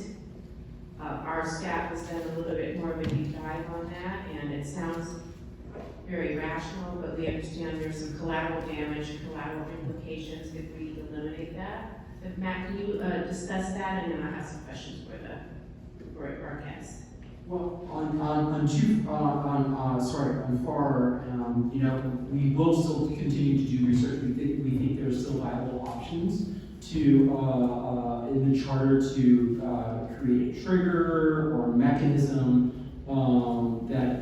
so if the committee wishes us to continue down that path, we will. Okay, thank you. Just if maybe one of our guests has any further comment on that, I know we've discussed it. No, we're happy to work with, we've been having conversations, like this is, if there's some legal implications, and we're happy to work with our attorney's office and work with commission staff on that to give you alternatives. Would it help, because in the staff report, there was some talk about, I don't know if it was under this or a different section, but just removing FAR totally from the charter.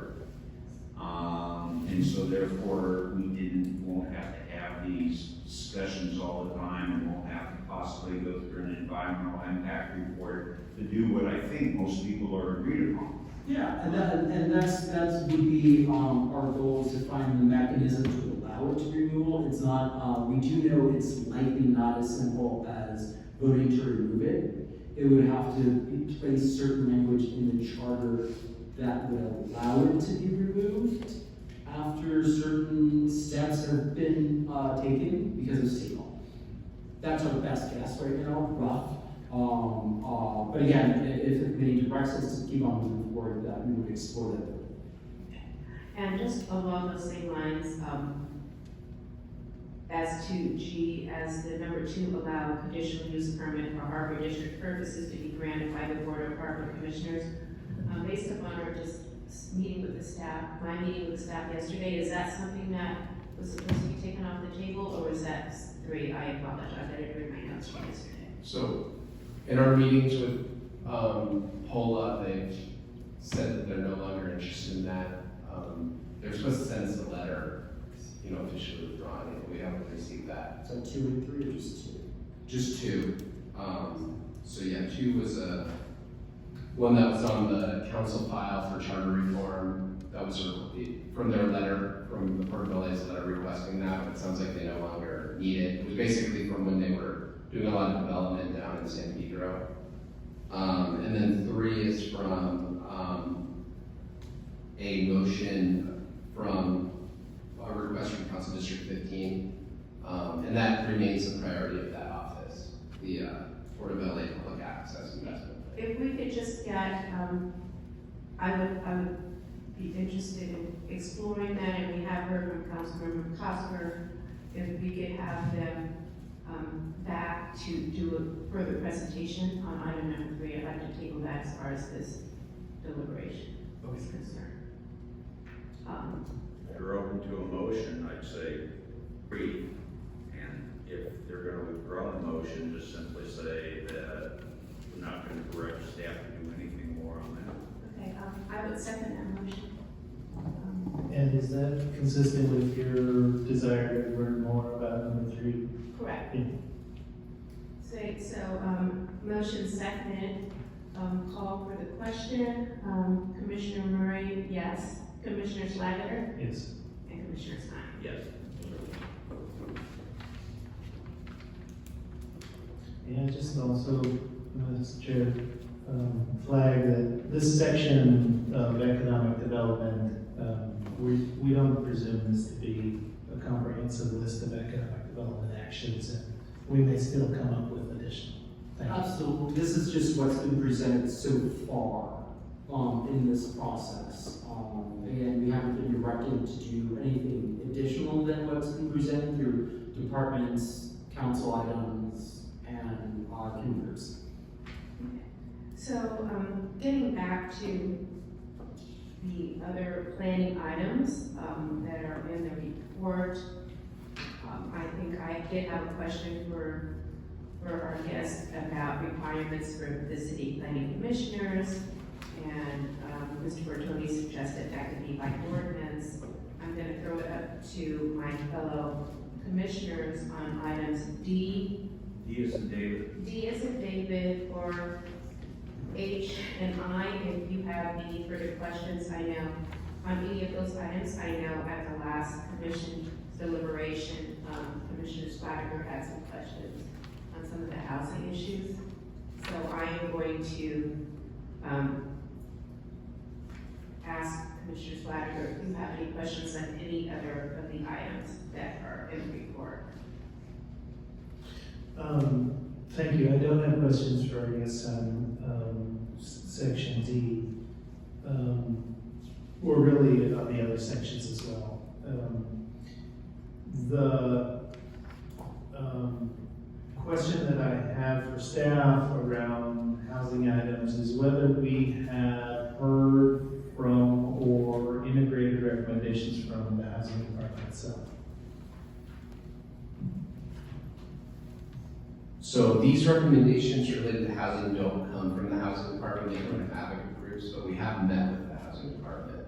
Okay. And sort of gotten their feedback. So are we anticipating further recommendations from the housing department, or is that still an outstanding possibility? I mean, we've met with them, we haven't solicited recommendations. Every department's welcome to send us stuff. We can follow up with them and ask specifically if they have any items. I would encourage that, aside from just being here and hoping that, you know, they take the initiative, that they hear from us specifically that we'd like, because we're considering some of these items, we'd like to hear their recommendations. With that, I would make a motion to advance D5, which is no change. Any further discussion? I see people, I'm not engaged right now. I second the motion. We could call for the question at this time. Commissioner Murray, yes. Commissioner Schlageter? Yes.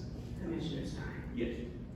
Motion carries. So as to D, for now, we're not making any further recommendation or change to the charter.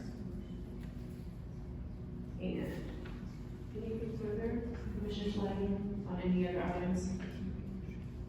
On any other items, for questions for the attorneys, no, but obviously we'd like to participate in the conversation. Thank you. Commissioner Stein? Just on, my questions are on item C, the City Planning Commission. Have at it. Thank you. Address this again, the planning, whichever one of you wants to answer. I know when you talk about experience requirements, there should be a architect on it, there should be a structural engineer on it. But the problem I have with that is, don't they bring their own prejudice coming forward rather than having hopefully 7 CPC intelligent individuals who are just regular old citizens. I mean, you know, there can always be an architect if that person's, Tom Bradley did it. There can always be a developer. Tom Bradley did it. It's sort of like, I understand that the mayor has the appointment process, but we really need experience requirements, because he or she as a mayor can always find somebody that is bent towards their prejudice, even if they are a structural engineer or any of those categories. Why are we doing this? Or suggesting that we do it? Right, so this is not a recommendation from the planning department or from the city itself, just for clarity. The Assembly was ACT LA, Abundant Housing LA, Central City Association, United Neighbors. So these other organizations that are largely nonprofits. I would say, just for me, again, I'll take not just my experience here, but 7 cities that are formed, planning, I think we're at about 4 planning departments. The whole commission structure in general in California is meant to get to, I think, what you were saying, Commissioner Stein. This is the place for citizens, right? This is the place for everyday person to have some kind of oversight of various decisions that the city is making. All of the commissions, the City Planning Commission, we're talking about the City Planning Commission here in this particular case, they all have the benefit of a professional staff recommendation that they have before them. So there's professional expertise that goes into every item that goes before them. We actually have architectural, we have a urban design studio, we have the professional volunteer program. So we have a partnership with American Institute of Architects. We've had for several years now with a professional volunteer program, it used to be called. We actually have, on larger projects, we actually get professional architecture and design advice from, we have design guidelines.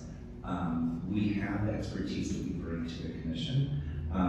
We would not recommend putting this in the charter for that reason, and also the reason that if the city so chose, they could put it in the by ordinance, but also, I believe, as you said earlier, which is appropriate, I think the mayor should be allowed to be somewhat situational in terms of their appointments and seeing what the needs are at that moment in time for the commission, given the issues that they're facing.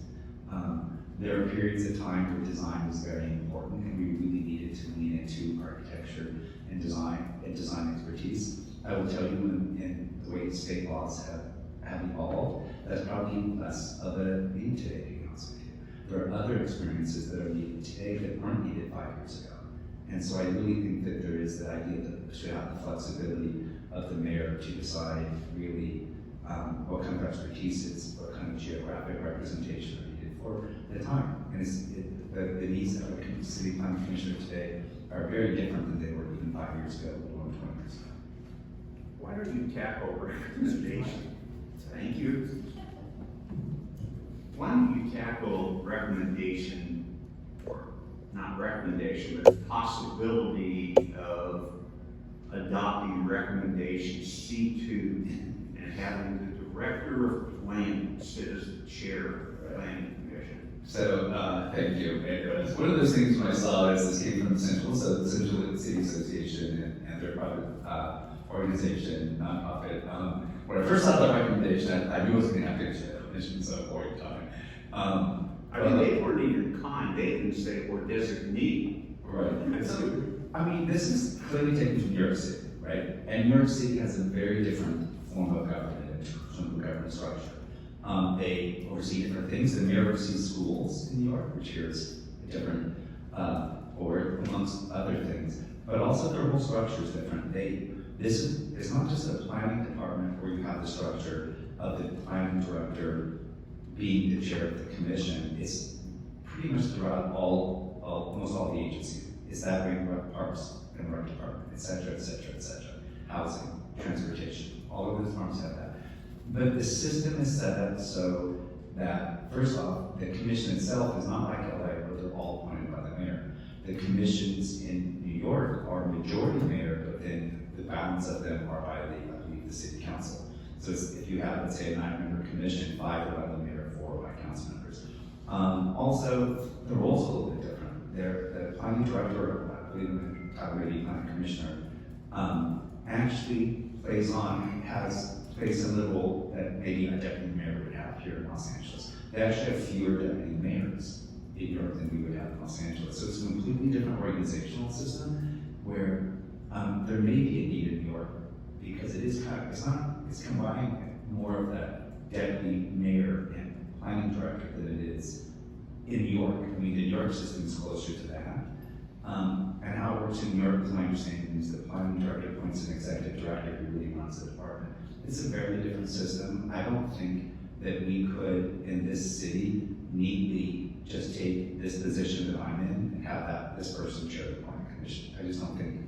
I don't think that's possible without a huge restructuring of the entire charter. In a serious vein, because you and I joked about this, I mean, I think it would put your staff, not your executive staff, but your staff in a very difficult position of having to write staff reports that are going to their boss and in some way being worried, and I don't mean from you that you probably do this, but of retribution because somebody knows what your feelings are on certain issues, and therefore the staffer doesn't want to worry about his or her future in the department. So I sort of see that as a problem. Just to move this along, if there are no other questions, I would move that we just vote not to do anything. There would be no change from where it is now. And I would make that as a motion without trying to cut off any discussion or questions by the chair or by Commissioner Schwab. I second the motion of no change in section C. Is that correct? Thank you. Motion seconded. We will call for the question. Commissioner Murray, yes. Commissioner Schlatter? Yes. Commissioner Sonic? Yes. Motion carries.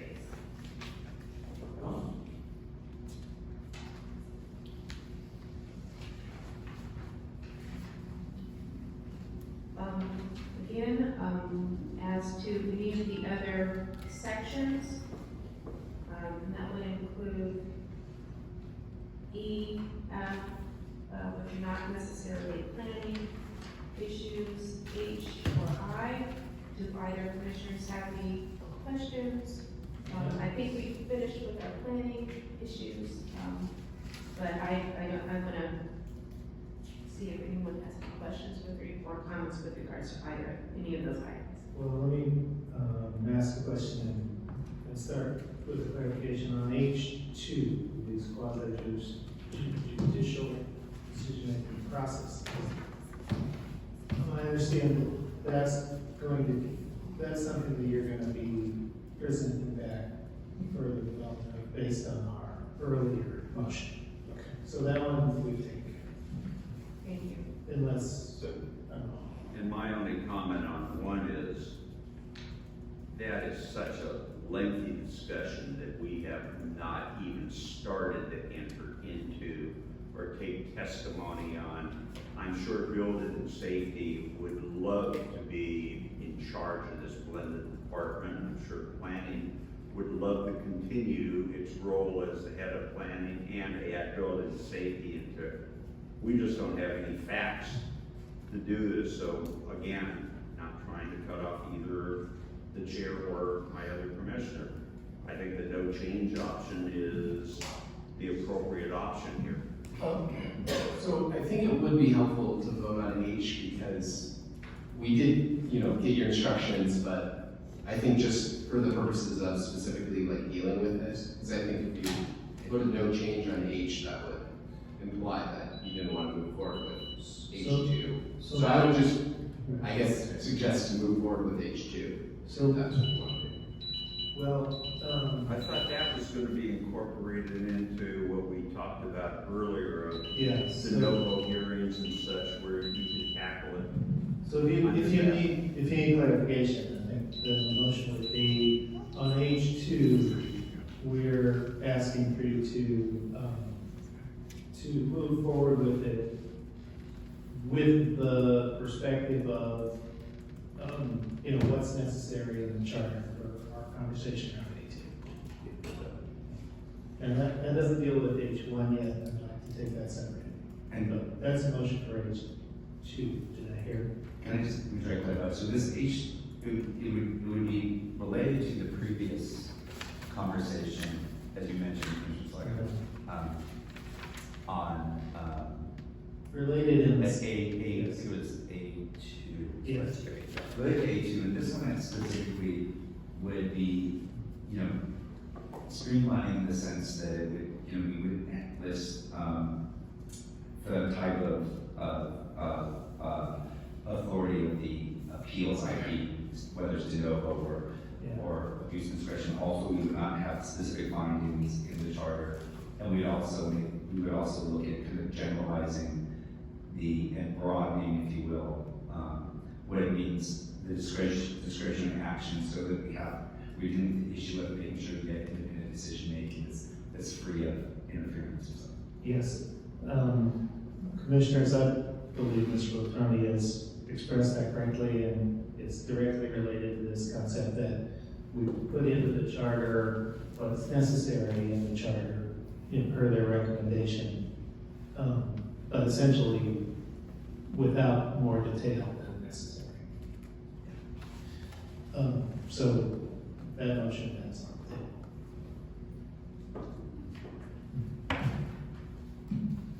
table.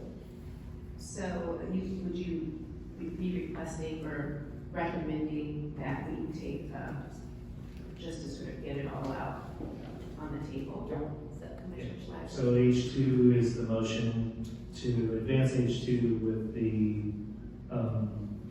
the guidance that we received today about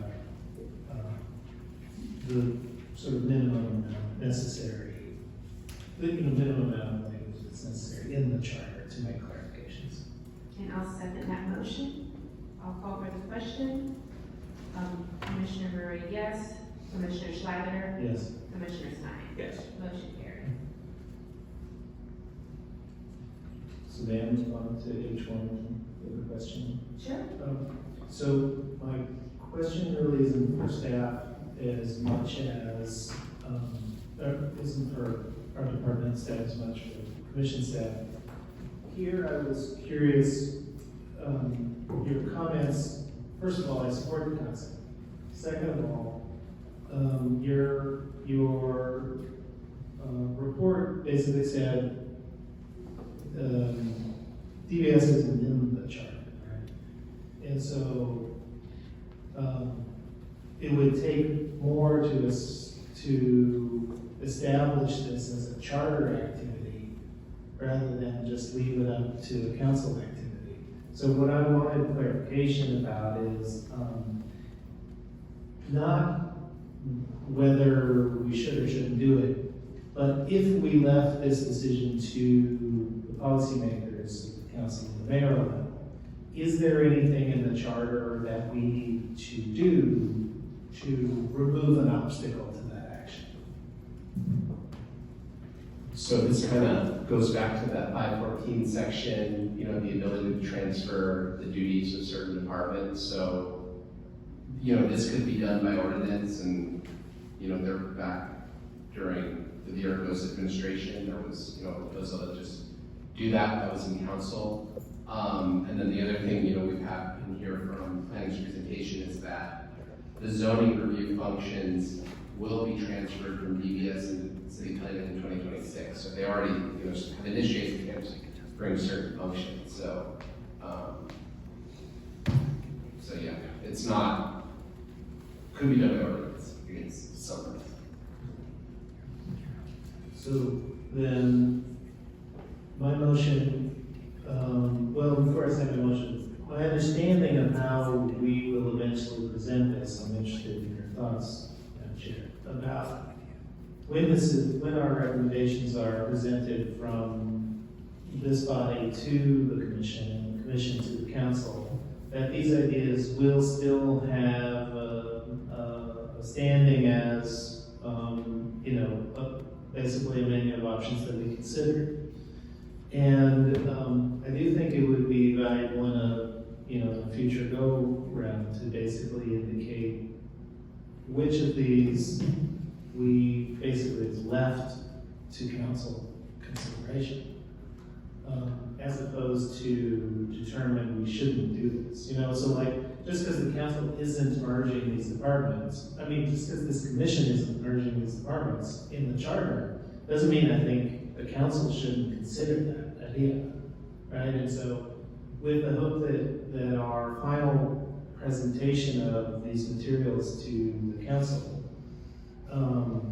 continues to present them the full breadth of their authority and the ideas that have come out through this process the public has presented and others. With that understanding, then I would move no action on H1. My only concern is, I think as Max just previously stated, there's already been some movement as far as transferring the I don't know, my words are not coming out of my mouth at this point. The Department of Building and Safety, some of those functions have already been transferred. Well, they will be, I think. Or they will be very soon. There's already been discussions about, based upon past actions of them reconfiguring the Department of Building and Safety. So it seems like that process is sort of, at least incrementally, is on its way. Yes, so yeah, they're gonna transfer that, I believe, in January, very soon. Right. That's the zoning review functions, so sort of, the relevant piece of planning. And that type of activity, I think, we want to basically be supportive of. And so if there's anything in the charter that's an obstacle to that type of activity, I want that to be raised to our attention. Okay. Yeah, it kind of goes back to that 514 thing we've been discussing, so, but yeah, we can kind of do a deeper dive on. And I think that 514 section is important for us to grapple with as a whole when we were talking about the other departments and of course departments, et cetera, so. Yeah, and to, I guess, put a finer point on it, I mean, it's technically not, even if you're in the charter, unless you're specifically, exempt from that, so you can be, have your duties from that. So then we were, that's one of the mayors, past mayors, that's a ghost. So then we're hearing affirmatively, there isn't, with the exception of a potential future discussion of 514, there aren't obstacles to this item being acted upon. Yes. And that imposed by the charter. And that's what I want to make sure is affirmed and maybe recorded in a statement. So maybe a motion to move, to examine charter language that would interfere with, to prevent interference with one act. I mean, if that's helpful for staff to hear, I would make that motion. That staff explore whether there's any obstacles to each one embedded in the charter for potential approval. That's a motion. I will second that. Call for the question. Commissioner Murray, yes. Commissioner Schlager? Yes. Commissioner Stein? Yes. Motion carries. Perfect. Thank you for, indulging the questions so we're clear about what our intent. Super helpful. Does anyone, either of the commissioners have any further questions for our distinguished guests before we wrap the meeting up? Can we debate whether they're all three areas standing? On each other. The last name Weber. Executive Director. So, I mean, if we could just move through E, F, and I, even if there to be, I'm sorry. yeah, no changes, but, But to that point, for E, F, and I don't have any further questions for our guests. yeah, I think so. Give me just one second. I mean, I is slightly claiming, but. Maybe start with I, and then. A motion to change an I.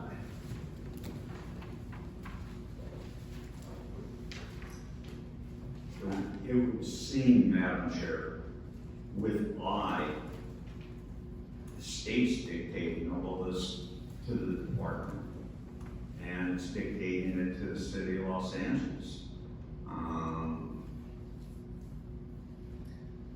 I don't know how the city attorney would ever be able to get around supremacy clause arguments and such that would go along with it. And so I think keeping that in mind to propose to put into the charter that's more likely than not, I don't want to prejudge anything, a non-starter. It's going to be hard enough to have all of this that we are going to move forward, meaning the entire commission, not just us, onto the ballot and hopefully be able to synthesize it down so that each voter will understand, what it causes. This just adds to me confusion. I mean, who's not for protecting single-family zones?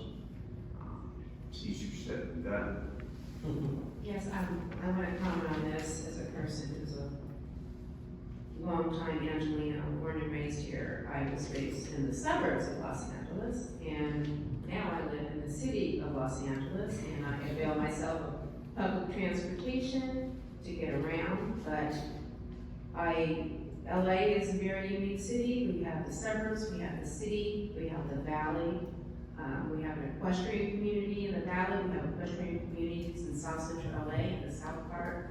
So I'm not interested in over-regulating the nature of this very diverse city. So I understand, again, I grew up in the county of Los Angeles, but in a suburban area that is close to an urban core. I just don't think that it's appropriate for us to change the charter Is that a in this motion way. for no change? All that to say, yes. So I will leave the motion for no change to the protect single-family zones, even though I just want to keep the nature of the diversity of Los Angeles. I will second Chair's motion. Thank you. I'll call for the question. Commissioner Murray, yes. Commissioner Schlager? Yes. Commissioner Stein? Yes. Motion carries, so no change. Awesome, thank you. And actually move through. D and F. I realized in flag on the H1 was the merging of departments. We did receive in this Sherman Oaks Neighborhood Council state letter, this idea of a community development department.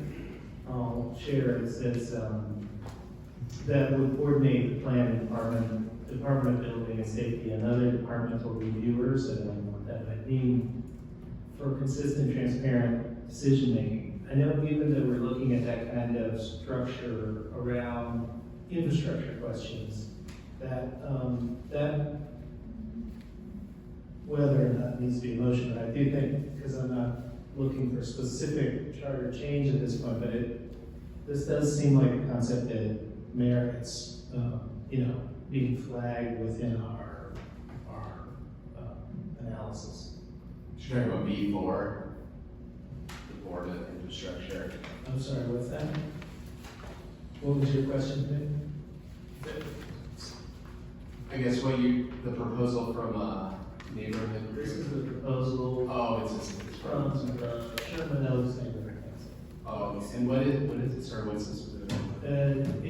It's recommending community development department, which is essentially an overarching coordinator of these type of development processes, as opposed to like our infrastructure approach of public works, et cetera. So,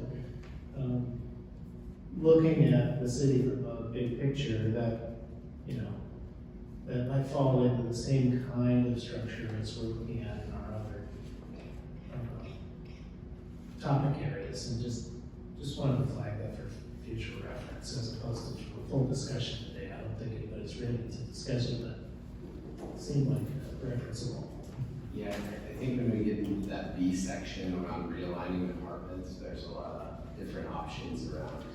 I see what you mean by B, yeah. So that's something, even though it is talking about some of these planning functions, it might overlap with that kind of conversation. Yeah, and that sort of Board of Infrastructure, which came from United Neighbors, and I know we got a lot of CISs sort of, echoing those. I believe that board, had the planning department on it as well. So maybe we could just have staff flag that for future discussion, without us having to decide anything there. Thank you. Okay, and so we're gonna deal with E and F, correct? Yeah. So E is city-owned land.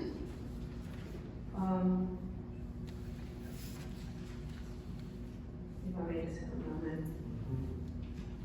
Sure, and especially one in particular, I'll flag it is a reference to some authorities being usurped from, perceived to be usurped from the city council on particular housing projects. And we have is that, Venice, I think is an example of that where it was LADOT land that was being developed, and city attorney opined that the city council couldn't have final say on that. Only the transportation commission was allowed to have final say on that. So there's some ambiguity in the charter that allowed that interpretation.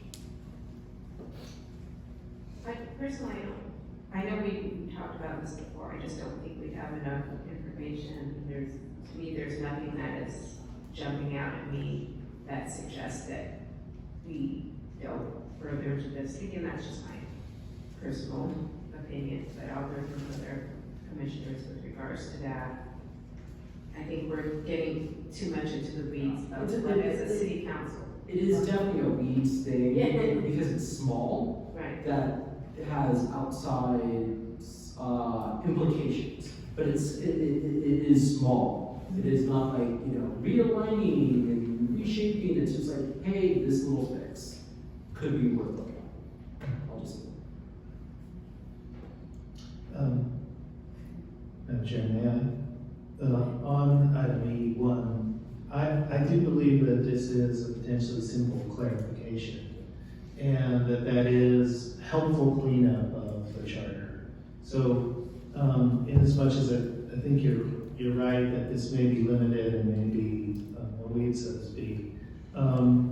It would be useful to advance this and have staff sort of further give us the details and these, and how it would be effectuated in practice. So on the item of E1, I would like to move that we do advance this forward for further discussion and staff analysis.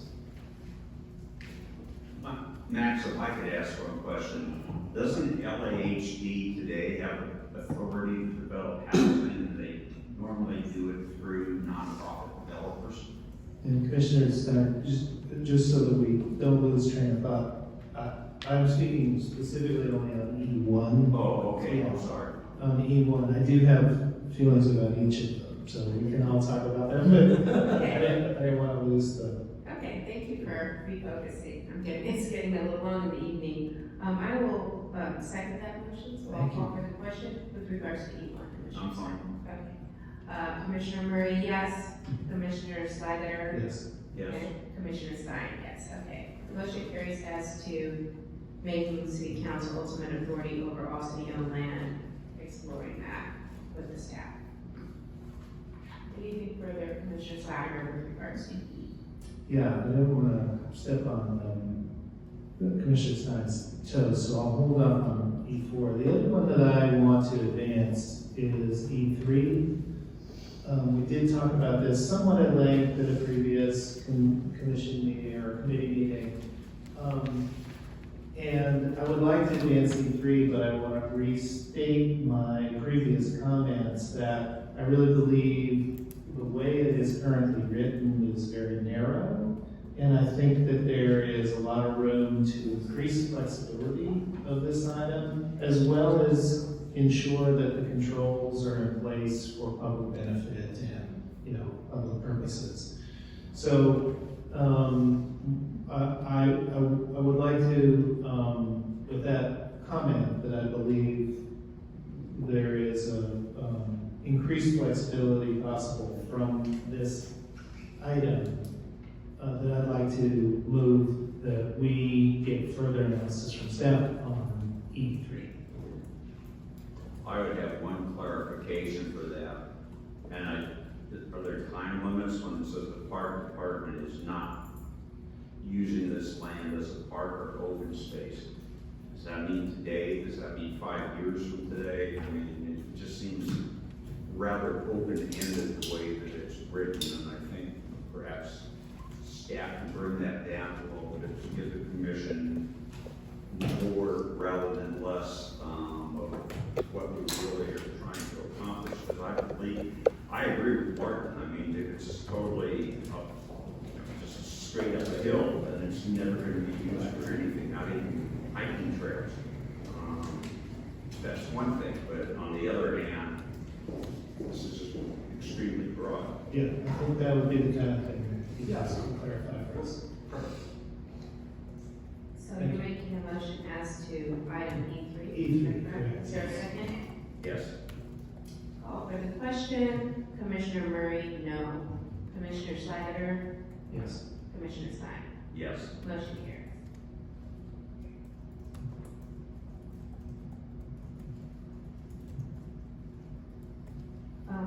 Commissioner Stein, you had some. I have a question on 2. I don't know if it has to be in the charter to start with, but out of good business sense, aren't we periodically assessing all city-owned land, whether it can be used for a different and better purpose than what it's being used for today? I don't know the answer to that. It's just common sense. To your point, it doesn't have to be in the charter, and that is one of the things that we say it's possibly in a non-charter action, yes.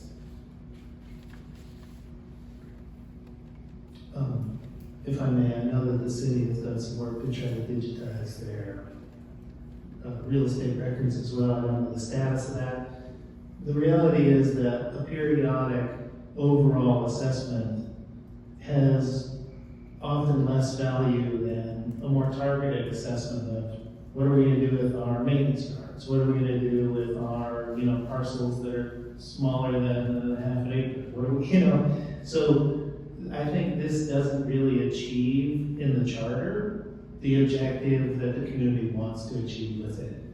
And I think, the digitization of our records and the pursuit of this through our department and our policymakers is the way to go. I would recommend no action on it too. I guess I'm just amazed that it's not. Doesn't General Services keep a list? Yes, they do. They do keep a list, and it's, the problem that I found, which is now a decade old, was that list was in paper. And so every time a council office was elected, they always said, and we're gonna make use of city-owned property. And then they would go to the city and say, so tell me the city-owned property in my district, and they'd go, oh, I don't know, that's gonna take a couple months for us to figure out. So once that was digitized, which I believe was completed, was the ability to review parcels is much easier. And the periodic review does occur, but it occurs for different reasons, whether it's for housing or economic development or, right? And so it's not just like they have an automatic analysis of what every parcel should be used for. And again, that's why I think it's a very difficult thing to do that comprehensively once a year or whatever. But it's a very straightforward thing if the records are fully digitized to be able to say, here's, I need a place to park vehicles. Okay, let me go look for it, and in that way, there's a regular assessment. So the objective here is good, and I don't want us to be saying anything that indicates we don't agree with the objective, but it should be the chart. Then on 4, I just don't know enough about it, to be honest, what LAHD can or can't do today, but I thought a lot of the affordable housing was being developed by nonprofit developers in conjunction with LAHD. Sort of needed to be spelled out. Is that something we're doing? Is that something new? Does it have to be in the charter? Can it be done by ordinance? So, as we mentioned in here, LAHD is not a charter department, so it's not in the charter at all. Okay. So, you might have to become a charter department and then specifically grant them that authority. But, we didn't, as you, brought up, we didn't see anything that precludes them from doing this now. So, this kind of goes in that category, something that, you could do by ordinance, or that they might be able to do already, but we can get clarification on that. I think this is an example of just, this particular advocacy group just coming to us to get something that they haven't gotten yet in council. So I don't, that's a good approach of theirs, is to try it, knocking on every door, and this is just one of the knocking on to get something. Good. I don't know if well, my opinions, I should say, is that I don't think we need to take action on this item since we don't have enough information, even though it's a lot of these recommendations sound Could I ask possible. one Sure. more question to staff?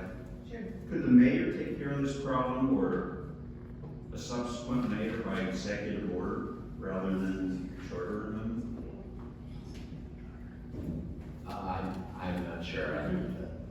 Could staff find that out? Yeah, we can do it. Yeah, I don't know that, if we want some more information on it, I'm not opposed to that, but I think we have so many things on our plate in so many areas, not that this isn't an important issue, I don't know that we have enough information to have any further deliberations on it. I believe that the way that this was written in the staff report doesn't need to be acted upon here. And I would recommend specifically on the narrow question need for no action. But I would harken back to a previous comment that I made. Rather than discussing about authority of a department that's not in the charter, the question for me on this really is, what mechanisms does the city need that basically were lost when the CRAs were dismantled? are there funding, financing, or ownership mechanisms that need to be made available to the city? And does the charter need to codify that, given that the state, disabled the mechanism we had for community redevelopment approaches, which includes housing approaches, right? So I would, though we don't need to move forward with E4, but I would motion that we add, if it's motion or if it's just a request, that we would add on to the staff's plate to do some research around development tools and financing in the wake of the dismantling of CRAs. It is something that the charter needs to affirm as a authority that we would have. But I don't think that's E4. Is that fair as an informal request, or do we need? An informal request Yeah. is more appropriate in this case. I mean, correct me if I'm wrong, it's kind of along the lines of the community development department you brought up earlier. Well, potentially, I mean, that would be a mechanism for certain activities, and if there was a community development department, it might also need these kinds of mechanisms. But really, does the charter need any financing, funding, ownership mechanisms affirmed in it, as the voter stated, such that we would have more tools to be doing community development activities, including housing? Okay. We can explore that. Yeah. Thank you. And finally, we should kind of wrap things up. It is 5:52. One last item, item number F, funding for affordable housing. Did we take a vote though on E2 and E4? I thought we said we were gonna. Yeah, so let's just clarify that, then we would motion no action on E2. Is there a motion? Yeah, that would be my motion. Commissioner Stein seconds. So that there's a motion as to 2 and 4, correct? 2 and 4 is no action. Correct. And there's a second by Commissioner Stein. I'll call the question. Chair Murray, yes. Chair Slaviger? Yes. And Chair Stein? Yes. Thank you. I'm sorry, I'm getting a little loopy because it's too big. Well, we all said. So I apologize to You've been everyone. captaining this ship great. Everyone here and everyone who is looking on Zoom and listening in, I apologize, I'm getting a little loopy. So, getting to category F, some sort of cross-pollinization with the items in E. With the LA Housing Authority, I don't think we have enough information about how the funding works, and I think Commissioner Slider wanted some more information about that. So yeah, this one I would recommend moving forward with. So this is essentially, or just directing staff to get more information on it. Essentially, voters passed ULA in 2024 that, transfer tax and has funds for affordable housing. And basically, this would just streamline LAHD's ability to, give out those dollars. So basically, instead of having to go to council every single time like the development contract is changed, they could just go once. But it's something, we would like to get more clarity on, but it seems like as opposed to the one we just discussed, more of sort of a technical change. Yeah, this is in the weeds, hopefully maybe a small change that we can look at. Yeah, of course, I think, I can't speak for everybody else, but we're definitely, as we all know, one of the biggest, if not the biggest problem is affordable housing in Los Angeles. And we've got a lot of commentary from community members about that. So I believe we should explore opportunities. Again, I don't know enough about the housing authority.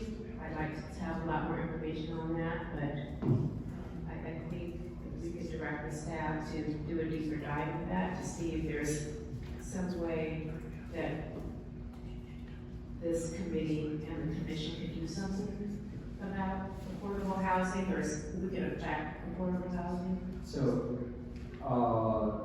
at least here, by moving forward with Apple. Yes, so, I would make a motion, on Act 1 to have the staff do a deeper dive into that and see how that could affect the charter. And I'll make that motion. Is there a second? I will second your motion. Thank you. I'll call for the question. Commissioner Murray, yes. Commissioner Slager? Yes. Commissioner Stein? Yes. Motion carries.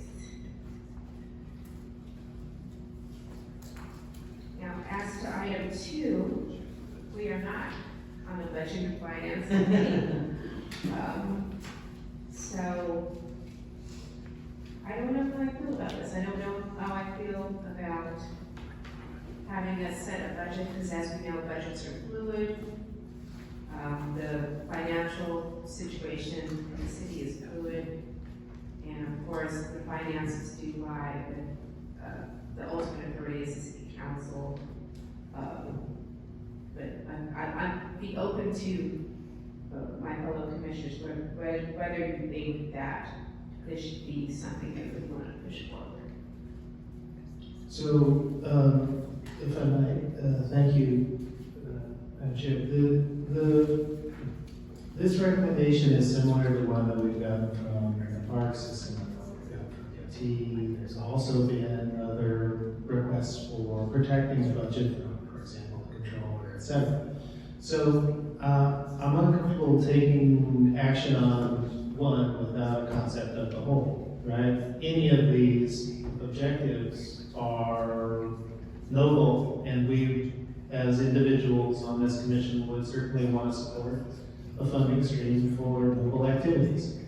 But I don't know how we do that individually without looking at the breadth of, what's being requested of us and its potential impact on budget. So how would staff suggest we take that more comprehensive understanding, given that there's an aspect of it that is here at this committee, but may overlap with other committees as well?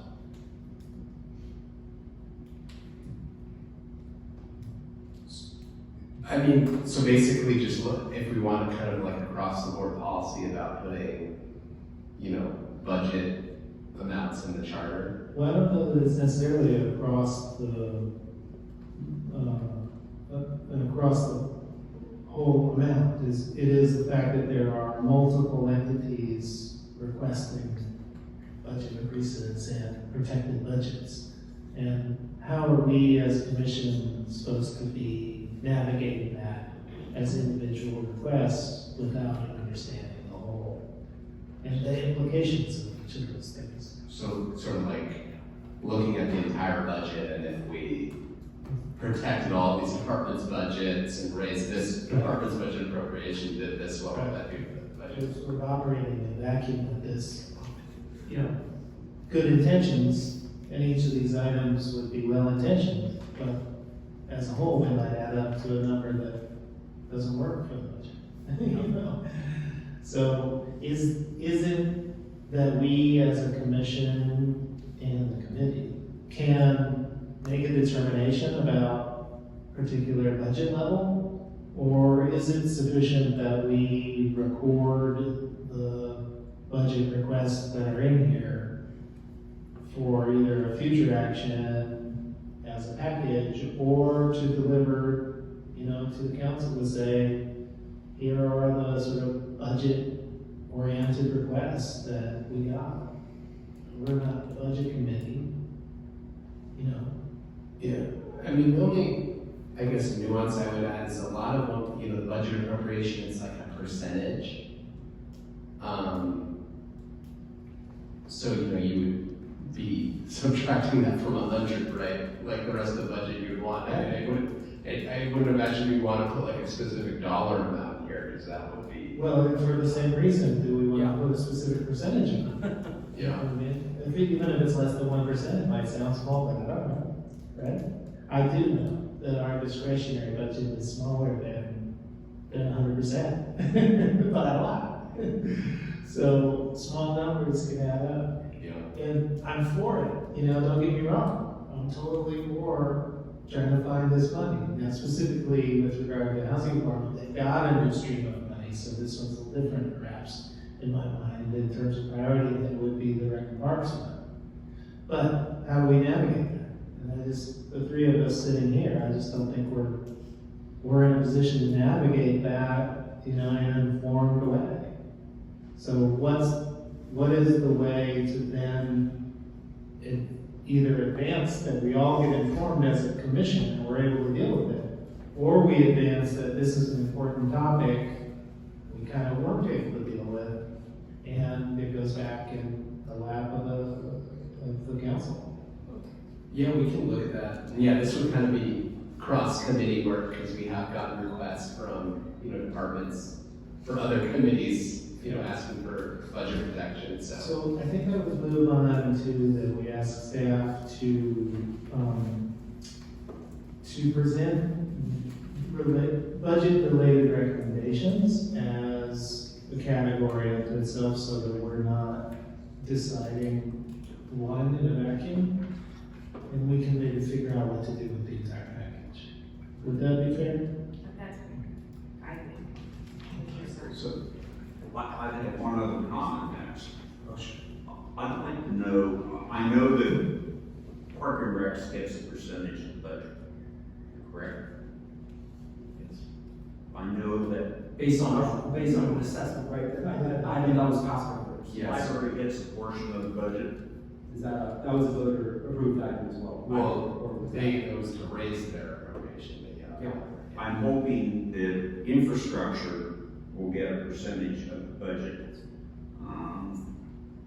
And now we're dealing with an equally important issue of affordable housing. I mean, I don't know that anybody loves ballot box budgeting, but on the other hand, is there a way to tell us if we do this, and this, how much of that budget in terms of real dollars are we talking about?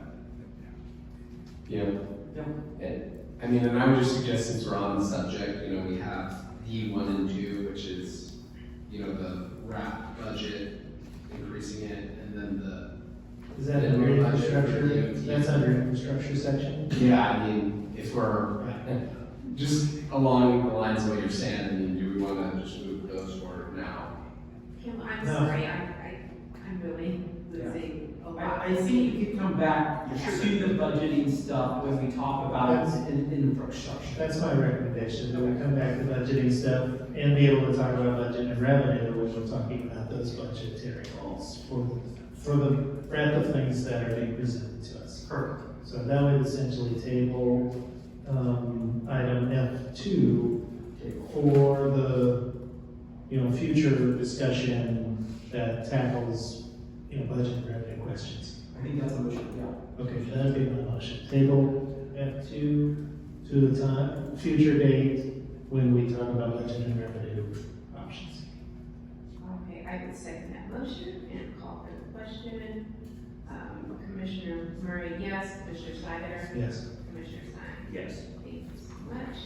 And I will make a motion to adjourn. Just one quick question. I just want to thank our guests from the Department of Planning. Thank you so much, Chair Martoli. Yes. And please tell Ms. Bonner that we're sorry that she had to leave, but we thank her for her patience and her input. And there was a motion, so without any further discussion, meeting adjourned at 6:04. Thank you so much, everybody. We actually have to vote on